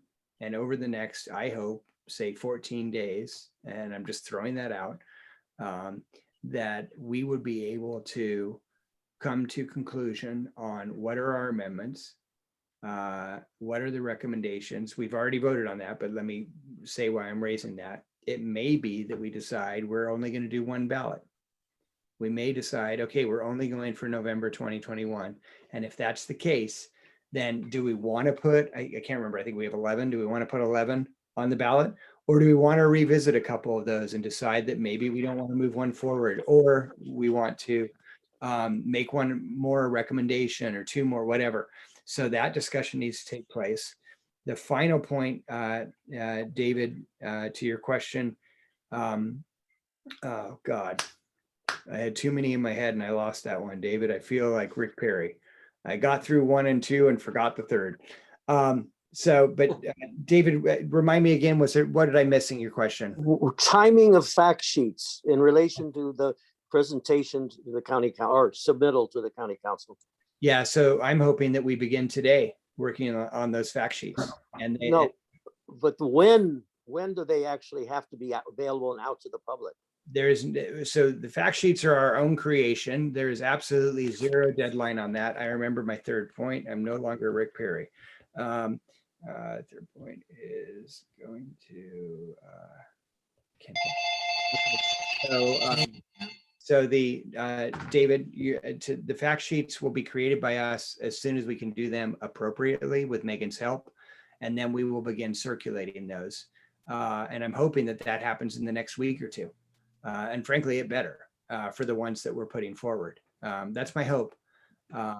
And that's going to be up to all of us, right? And it may be that some committees are able to finalize a fact sheet in the next 72 hours and some need 2 weeks. So my last point I was going to say, David, and then I'll call on David, then Patty, Dick, and Bill.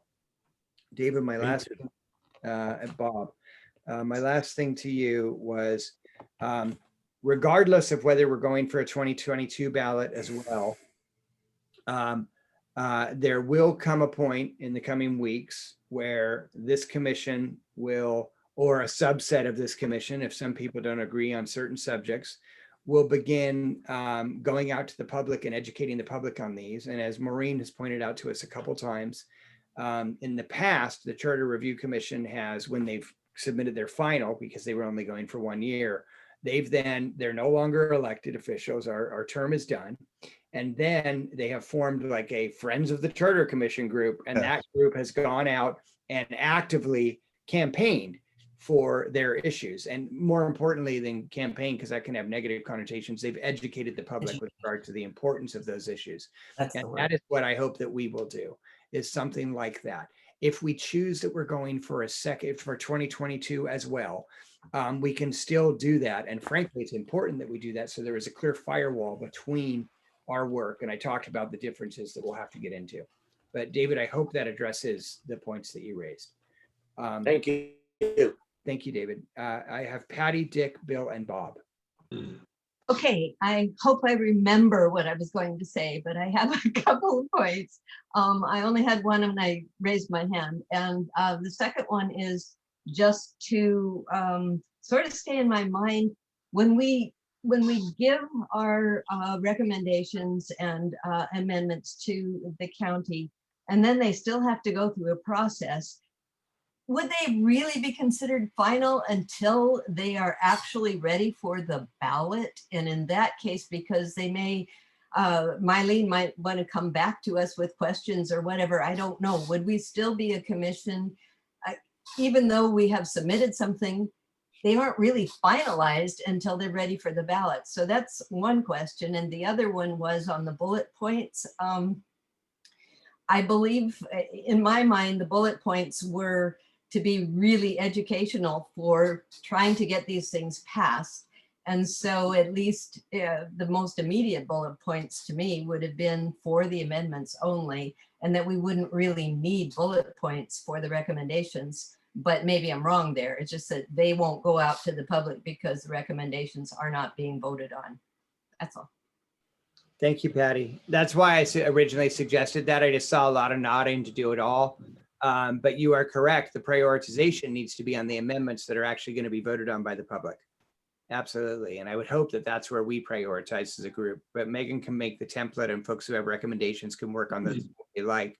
But I think the prioritization needs to be on the amendments. Dick? So I have 2 questions or points on immediate timing. One is to Megan, and that is, when can we expect to see your template? And the other is to the full commission. I would like to see us set a deadline today by when we have to, each of the committees has to have its completed template back to Megan. What deadline are we going to impose on ourselves? Megan? I think we can have a template to you guys by tomorrow.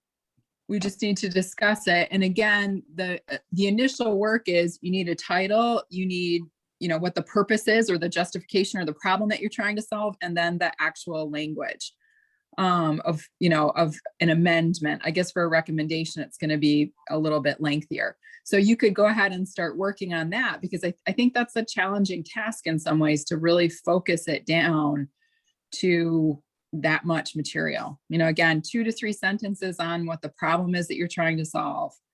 And if you can start that work, then we'll get the template out as soon as possible. I can't speak to the deadline for when you should have it back, but this shouldn't take that long either.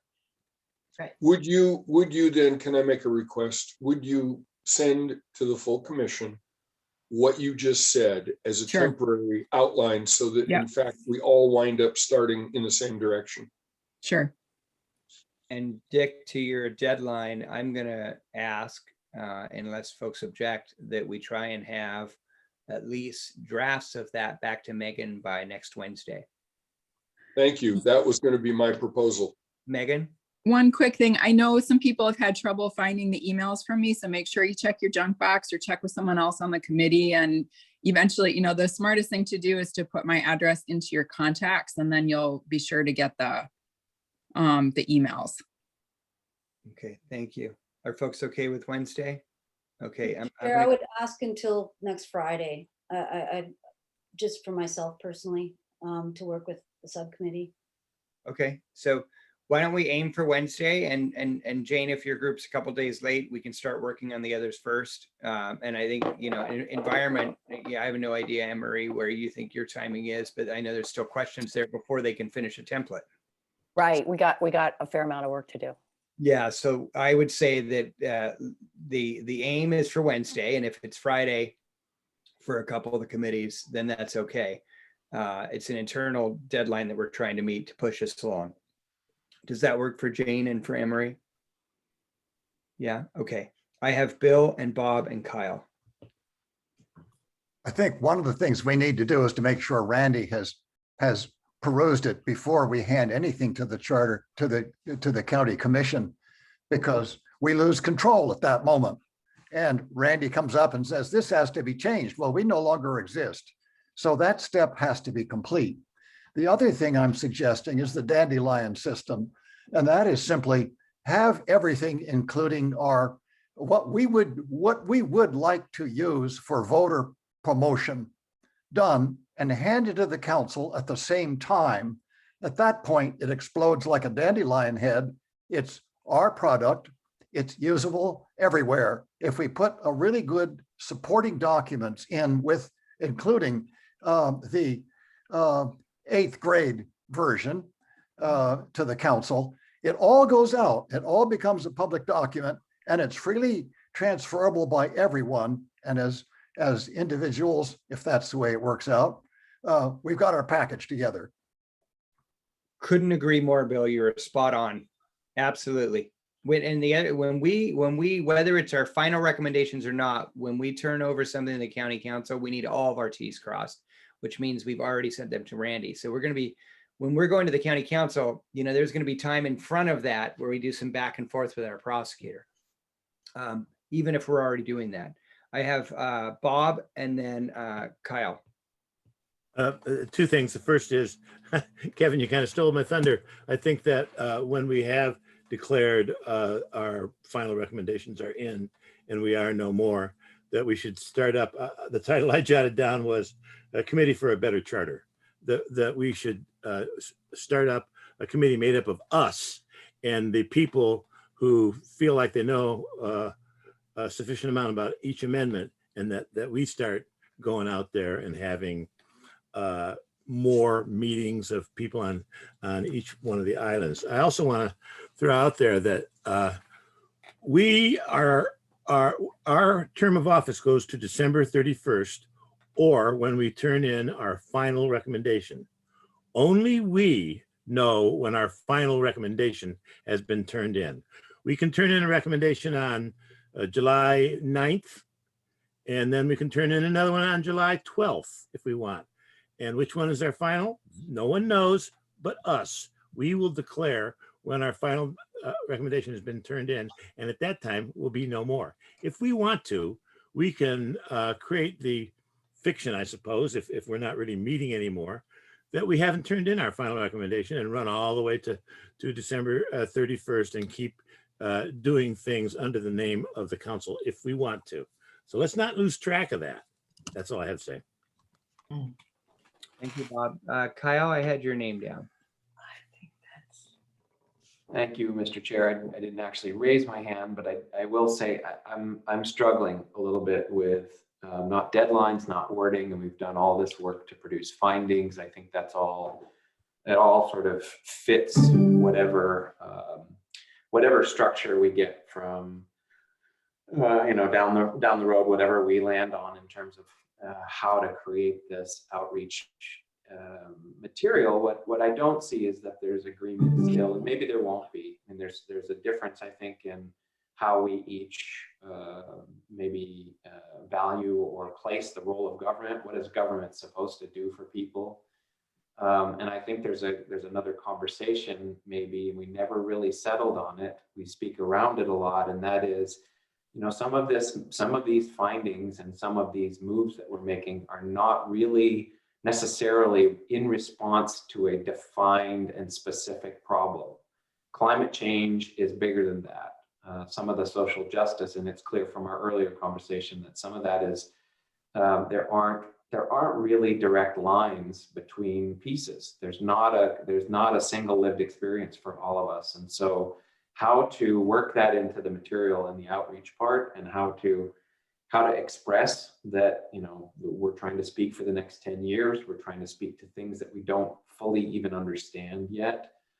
That's a much more difficult narrative to share, and a much more difficult piece to articulate and structure well. And it's not that the voters don't deserve that, but I think I'm going to struggle with defining that for just the terms, just purpose versus justification versus problem set. Those are really different. And I think that's one of the things that we haven't addressed, and it's going to challenge me in how to even have a conversation with a member of the public about why something that we've coalesced around is so important for the future.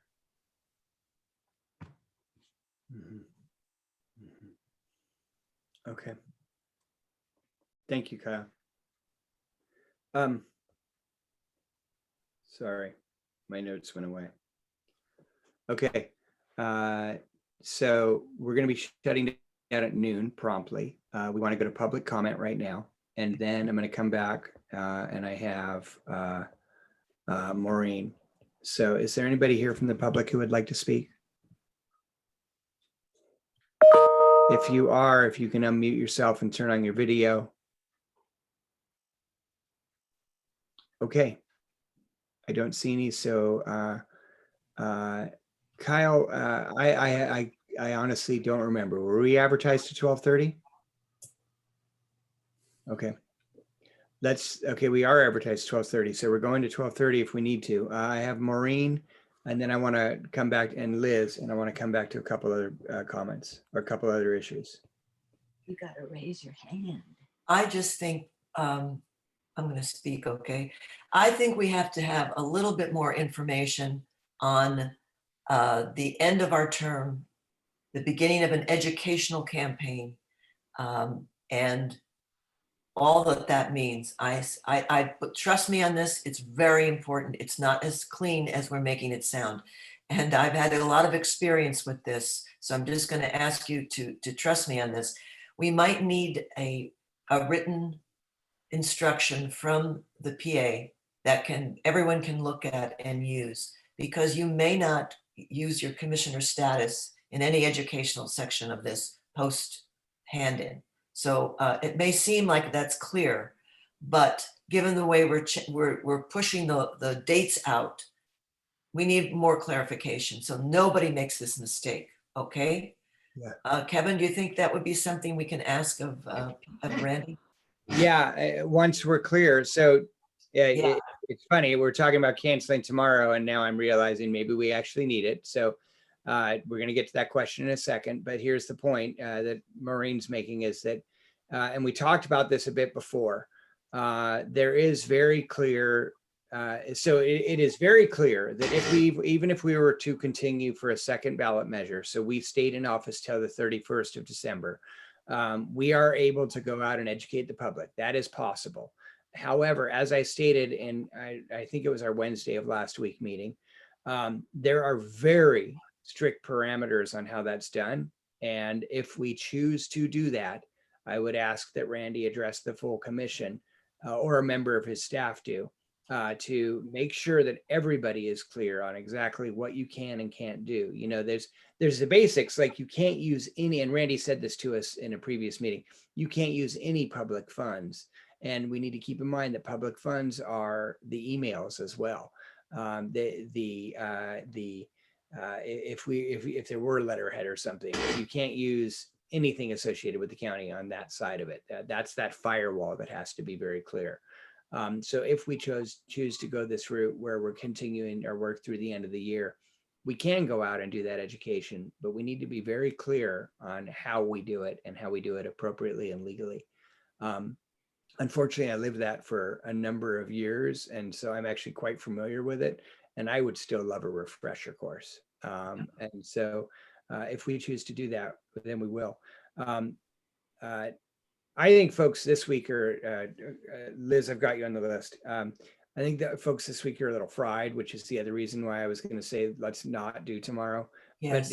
But the other thing is, there's a ton of work, as I was just saying, for whether it's subcommittees or groups of subcommittees, that has to happen. It's not just the fact sheets, but there's also, have you finalized your language? Have you sent a draft to Megan and said, this is what we think is our final language, so that she can start going through it? And I know the answer to that mostly is no.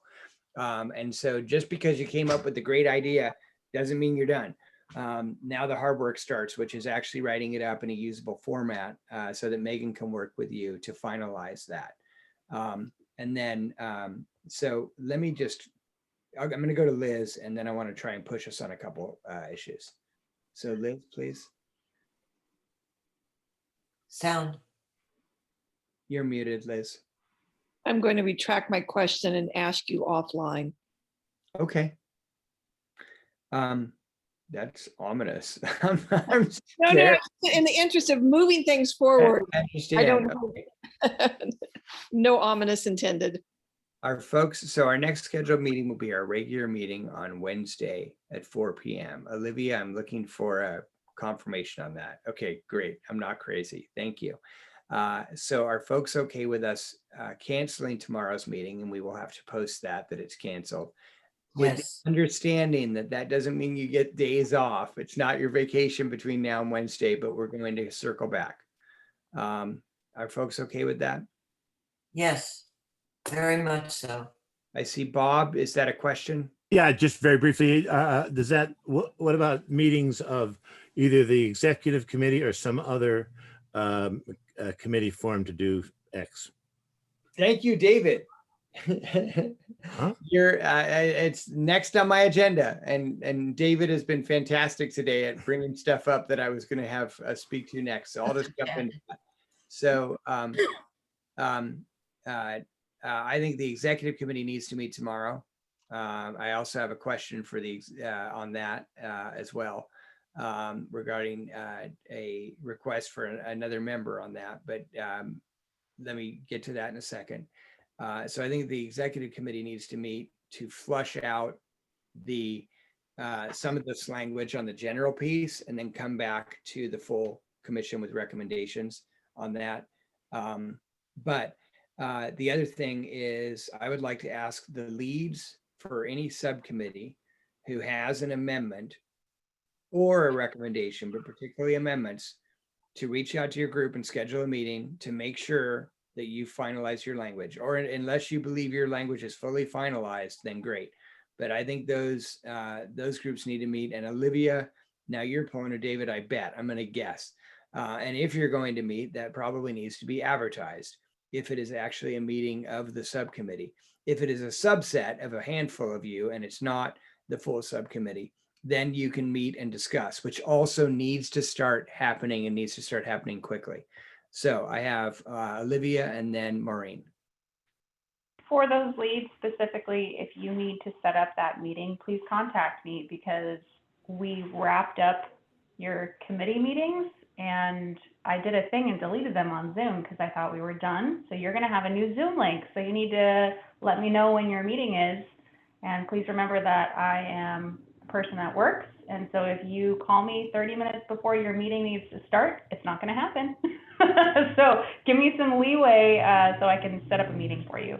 I, just for the sake of making sure our calendar doesn't get messed up, please let me do it and set up the meeting, because the last couple of times we've had people going in and setting up meetings, they deleted important meetings that I couldn't replicate, and it caused a Zoom link chaos. So just contact me sooner than later. I'm always working between about 5:30 in the morning till 7:30 in the morning on CRC.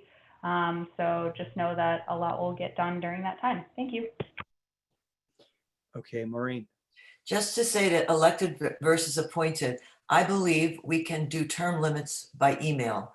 And I think that no one needs to sketch out any time. But it does mean that everybody on the committee has to check county email regularly. So you're looking for, I'll send some drafts to you and everyone can advise and correct or whatever. But I think you can do it by email. How many members in your committee? There is a total of 6. Okay, okay. Bob. I'd just like to let the my committee, the process committee, know, and everybody else know that we are completely done. We have finished with every amendment and have no desire to reopen those amendments. We have 3 amendments and a recommendation, which we worked hard on and require no further work. Okay. Tony. Thank you, Mr. Chair. Likewise, the Elections Committee has only one recommendation, and I think the verbiage on that is already with Catherine, and I think we're done as well. Can you, Tony, please send that verbiage, make sure Megan has it? Oh, right. Okay, Thanks. thank you. Jane. Yeah, thank you, Mr. Chair. I'm also a little bit unclear in terms of what language we're needing to confirm. My understanding of our Justice and Equity Subcommittee's work was that the language for what is now, I think it's 3 or is it 4 proposed amendments, and our recommendations is final, but maybe not on the recommendation side. But so when you're talking about finalizing language, are you talking about amendment language? Yes. And then if you've gotten that to Megan, then reach out to Megan and make sure that she has what she needs at this point. Okay, and if she does, we do not need to meet on it, is that correct? That is probably correct. Okay. So Megan, do you have any more advice on that? No, just if everybody could do me a favor and identify this stuff very clearly, identify which committee you're working on, which section in the charter this belongs in, provide me with as much information as possible. And everyone should now have in your emails an email from me that I just sent, laying out what we need to get the fact sheet started. And also a little bit at the end about what I'm looking for to start building the master document. Okay. And I think Randy has talked to you all about this underlined strike through format, but let me just explain it really quickly here. You pull out the original, if it's a new section, just call that out. Okay. So just indicate to me that this is a new section and where it belongs. If you're revising existing language in the amendment, take the old language, okay, and using underline strike through format. So underline new text, strike out, it's that middle, there's a function where you strike it through the middle of anything that gets eliminated. And that would be a huge time saver for me. Can I address something there, please? Yeah, I've got Patty up too. I just want to say real quickly, Megan, I don't think we have access to a Word document of the charter.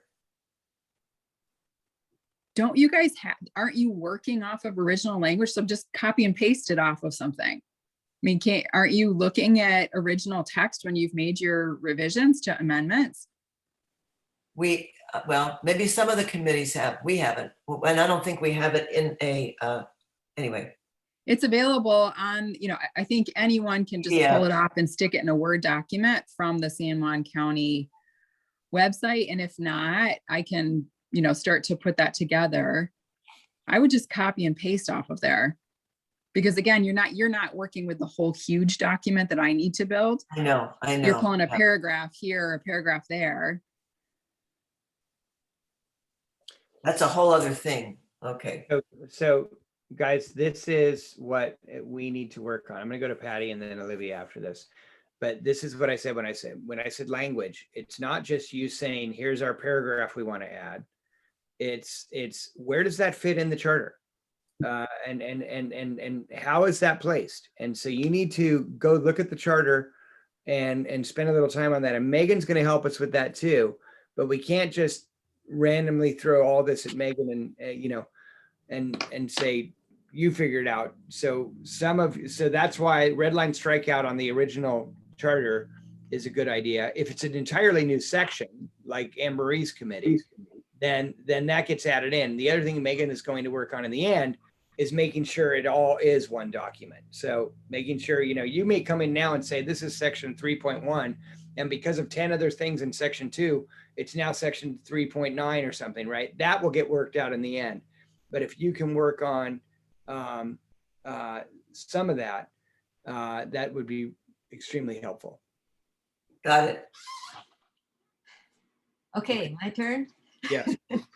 I was only going to say that with the initiative and referendum, we've got pretty clear things there. I would expect that when I get Megan's sheet that I answer as lead, I answer all of the questions that she has there and hopefully come up with bullet points from what we already have. And I don't think we need to have a committee meeting for that. I'm just stating.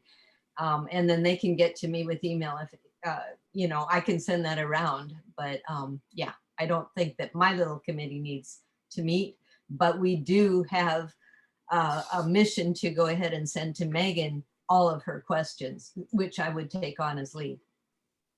Okay. Others at this point. Okay, I have two more things that I wanted to touch on. One is, I have really had value gained from the conversations of the executive committee and would like to continue meeting. We have a request from one commissioner to join. At this point, I believe we have 8 members total. And so, or 7 members, maybe, I can't remember at this point. Hang on, let me pull it up. Who's on the executive committee right now? Okay, how many? Dick Rout, 1, 2, 3, 4. Sharon's on it too, and she's, I think, in 7. the doctors. Yeah, so 1, 2, 3, 4, 5, 6, 7. Is that 7? Yeah. So we have 7 now. If we go to 8, the concern is that was raised by some is then we're getting very close to having that chain meeting problem, and which we don't want to do. And so Commissioner Lafferty, who reached out, maybe let's have a conversation and figure out how we can, because I think you would have great value as well. I just want to make sure that we can pull it off appropriately without fumbling over open meetings and so on, so that we can randomly meet and so on. Dick? In addition to the fact that it pushes us up to that borderline number, I sent an email to the other members this morning when we were discussing that. I object to adding anyone. This is not pointed at Liz. I object to adding any other member at this point, because I think the executive committee has had enough discussions. We kind of know where we are. Everybody knows how everybody feels about things. To add another person at this point, in my opinion, means we are likely to wind up revisiting things that we don't need to revisit.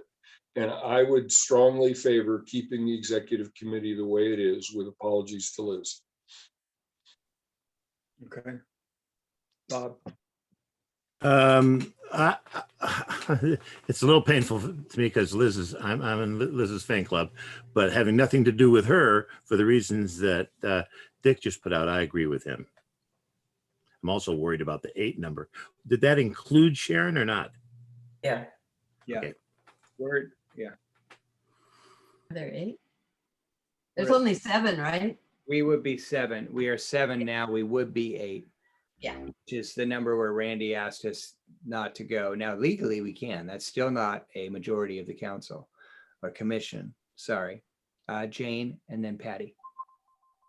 Yeah, I mean, I feel similarly to Bob and Dick, and again, it's not a personal thing directed to Liz at all. It's the fact of the matter is, our executive committee rather met intensively and worked intensively from last Friday through until the completion of the presentation. And in the course of that, there were, a lot of very intense discussions, and there was a lot of very intense work that was done. And so it is, I'm not sure how we value from having another person added at this time in terms of the completion of our work. But that's just my position on it. Thank you. Patty. I just want to state, for the record, I think the executive committee has done a fantastic job, and I so appreciate all the work that you did and will continue to do. Patty, thank you. That means a lot. Kyle.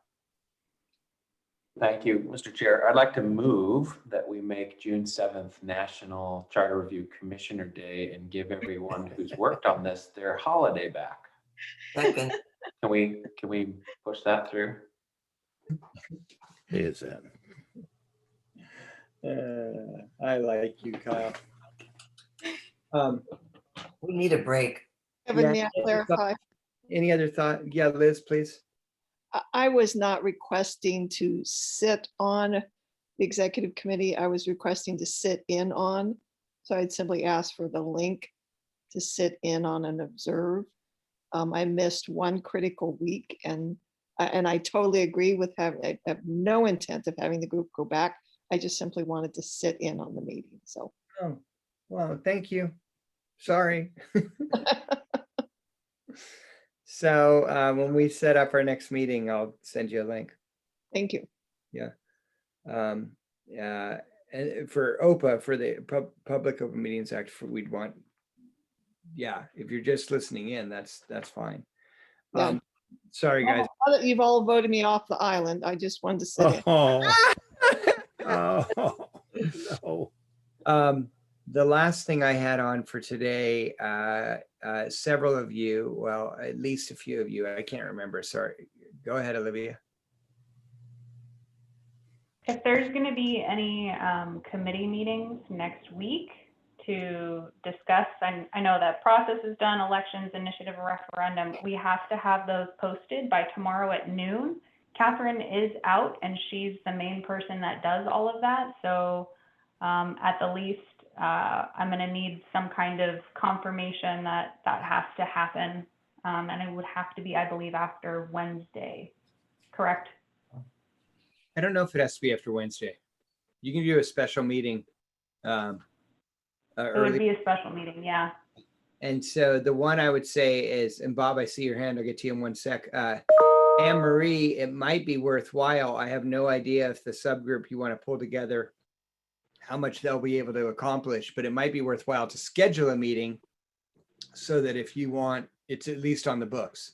Yeah, I sent that to everybody saying that C&E would plan to meet on the 9th from 10 to noon. Okay. I was hoping you would see that, Olivia, too. Is that enough information? Just it's same time, same place. Yeah, that one I haven't deleted because I know that you've been continuing to work. So you have the same link, same info. It's all good. Great, thanks. Great. And then was it Bob who had a hand up? Yeah, but Kyle, I was just wanting to ask, is the this executive committee that we have created different in kind from the other subcommittees, which were firmly there with a certain task, et cetera? I mean, we don't, of course, we don't make any decisions. We only make recommendations, and it's kind of an ad hoc kind of deal. Just did we advertise our 4 meetings last week? No, we did not, and because it was a handful of us getting together and saying, let's get some work done, and that's what the executive committee will continue to be. This is not a advertised public meeting. It's more of it's a small group of us getting together and saying, let's get some work done. Work session. Yeah, it's a work session. It's I see Bill's That's got what I the camera off, but I plan on calling Bill to go through some of the legal stuff with him too. And that's just going to happen when it can happen. So I have Patty, I think. No, Kyle? No? Okay. Anybody have a hand up? I thought I saw another hand. Okay. Last thing I had on this agenda item, and Nancy DeVoe. Kevin, Yeah, go ahead. Kevin, are we going to meet tomorrow, the executive? Yeah. In that So space? I don't know. I haven't even, yeah, I hope so. Yeah, Yes. okay. I'll email you guys and we'll try. Good. Thank you. Okay. All I was going to So- say is a nice sidebar, which Nancy DeVoe, I think that's a great photo you have up. That's all I was going to say. You look very happy in your photo. So hi, nice to see you. Thanks for sitting in this whole meeting. Very interesting. Dick? Kevin, are you saying you can't commit to a time yet for the executive committee? No, I'm just saying that I want to get through our agenda and then I'm going to shoot you guys an email. Okay, the reason I'm asking is because Climate is trying to set a meeting tomorrow too. Right. I think Anne Marie already sent around a note to a couple of us on that. And that time I was still available. So whatever time that was. Well, it was 2 times. Anne Marie, what was the time you proposed? We're going to go with the 12:30 to noon. Tomorrow. And this is just to go over 12:30 to noon. Yeah, I like not 12, that. I'm sorry, 12:30 to 2. This is just to work the legal issue. Okay. That's all we're Okay. doing, working the legal It's issue. not a full committee meeting. It's It's not a full committee meeting. Our prosecuting attorney is not going to be with us. Okay. Yeah. We're just working it. So Okay. Am- Sorry. Am I in that meeting? I don't, Yes, you're in that meeting. I am? Okay. I need you. Anne Marie will send around another note to the few people she reached out to. This is Okay. about getting work done. This is just kind of sidebar conversations. And I will send out a note that does not conflict with that for when the other group can get together. So the last thing on the agenda, which I hope we can get through, is that at least a few of you have written to me about revisiting the issue of qualifications as individual votes per elected official. You'll remember that my interpretation of this is that this is not a requirement for 5 people to say they want to bring it back, because it was not through that process. This was not a subcommittee recommendation that went down or something that didn't come out of a subcommittee. It in fact was discussed by the full commission, but the only motion put on the floor was an up or down vote for the entire slate. And some of you have said, hey, could we put those motions on the floor for individual candidates for the qualifications for elected officials? So I want to ask if I should be scheduling that for a future meeting. And I wanted to we don't need a vote right now. I mean, in case, well, no, we're not going to do a vote right now, because I'd want to advertise this so the public can come in and elected officials could at least be there to be present. But what I want to know is there a feeling from the group that we want to put this on the agenda for as soon as next week? And the reason I would say next week is because if we're going to do it, this needs to be finalized. And so I would just like a sense from folks if we should put that on the agenda. I'm going to see, I see it. Oh, it's thumbs up from a few people. Who wants to give me a thumbs up on that? Or just raise your hand if you want it on a future agenda. Let's do it that way. So I see 1, 2, keep your hands up for a sec, please. 1, 2, 3, 4, 5, 6, 7. Okay, it'll be on the agenda Wednesday. And Thank you. And then we can have a bit of discussion on that. So I would ask the folks who have worked on that issue to be prepared to give an update to the full commission on the issue. And I would advise you to describe them as you are ultimately going to put motions on the floor, which is individually. Last time it was a description of kind of, here's the slate, and there it is. And That so, was my doing. But it made sense back then. no, I'm Maureen, I'm sorry. I apologize. No, it's okay. Okay. I didn't mean it was my fault. I get it. Well, I don't think there's any faults. I think it was just presented in one way and people are asking for it to be presented in another. Of course it's my fault. Just don't make it mine. Blame me, go ahead. I can't handle it anymore. So it's not my fault. So Fine Dick, with me. Dick, I'll get to you in 1 sec. I'll take All some I'm of going it. to say is if you guys amongst yourselves figure out who's going to present and let Olivia and Catherine and I know, and then we can have a bit of a discussion on the agenda. I have Dick and then Bill. Yeah, first of all, I think it is Maureen's fault. And See? I know I'm going to be involved in this with Maureen because I initiated it. So I heard, I don't know if it was from you, Kevin, or from others, that there were 3 or 4 people who said after that vote occurred, and I wasn't at the meeting, that's the one meeting I had to miss, 3 or 4 people who said, you know, there was one issue on one elected office that I didn't agree with. And if we had voted individually, then I would have approved the others or asked for changes to that one.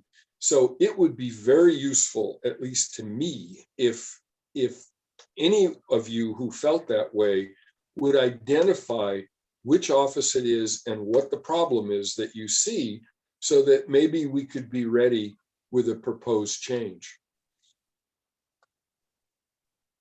Excellent suggestion, Dick.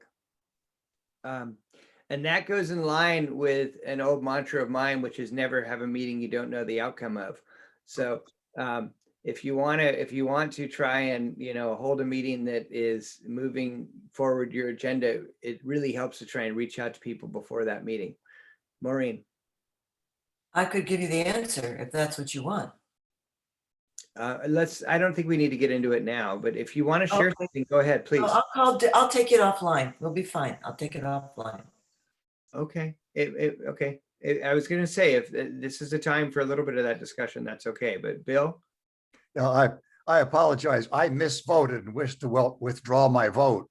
I got addled there. Okay. Okay. Well, that means there was 6 people requesting that it be back on the agenda Wednesday instead of 7. So, okay, it's still back on the agenda for Wednesday. And I think it'll be a thoughtful conversation. I look forward to it. Okay. Or not. Yeah, or you know, we could blow up again, whatever. Are there any other points that we need to raise now? If not, this may be the first meeting we end early of our entire time working. That would just be fascinating. Okay. What is Bill writing? You'll be absent Wednesday. Hey, Bill, we're all with you. And I hope your healing is going well. Yes. Doing fine. Good. Bob? Good, glad to hear. Yes, I have an 8-minute question. I'm kidding. Thank you, David. And Bill, while I've got you here, I would love some time with you over the next days, and you tell me what works for you and we'll try and find a time, but I would like to go through some of the stuff that we're looking at with you as well. I will be available. You will be? I will be. Oh, okay. I thought you said I won't be. I was like, wow. No. Okay, Randy. Yeah. Thank you. Bill, that'll be really helpful to me. Thank you. Tom? As we say in Lions Club, so move. Great. Okay, so that was, I'm guessing from Tom, a motion to adjourn. Yes. Yes. All those in favor of being out of here. Aye. Thanks, everybody. This was a good meeting. I really appreciate each of you. Thanks. Thanks so much. I'm turning off the recording. Yeah. Thank you all. Kevin, may I? Oh, he's gone.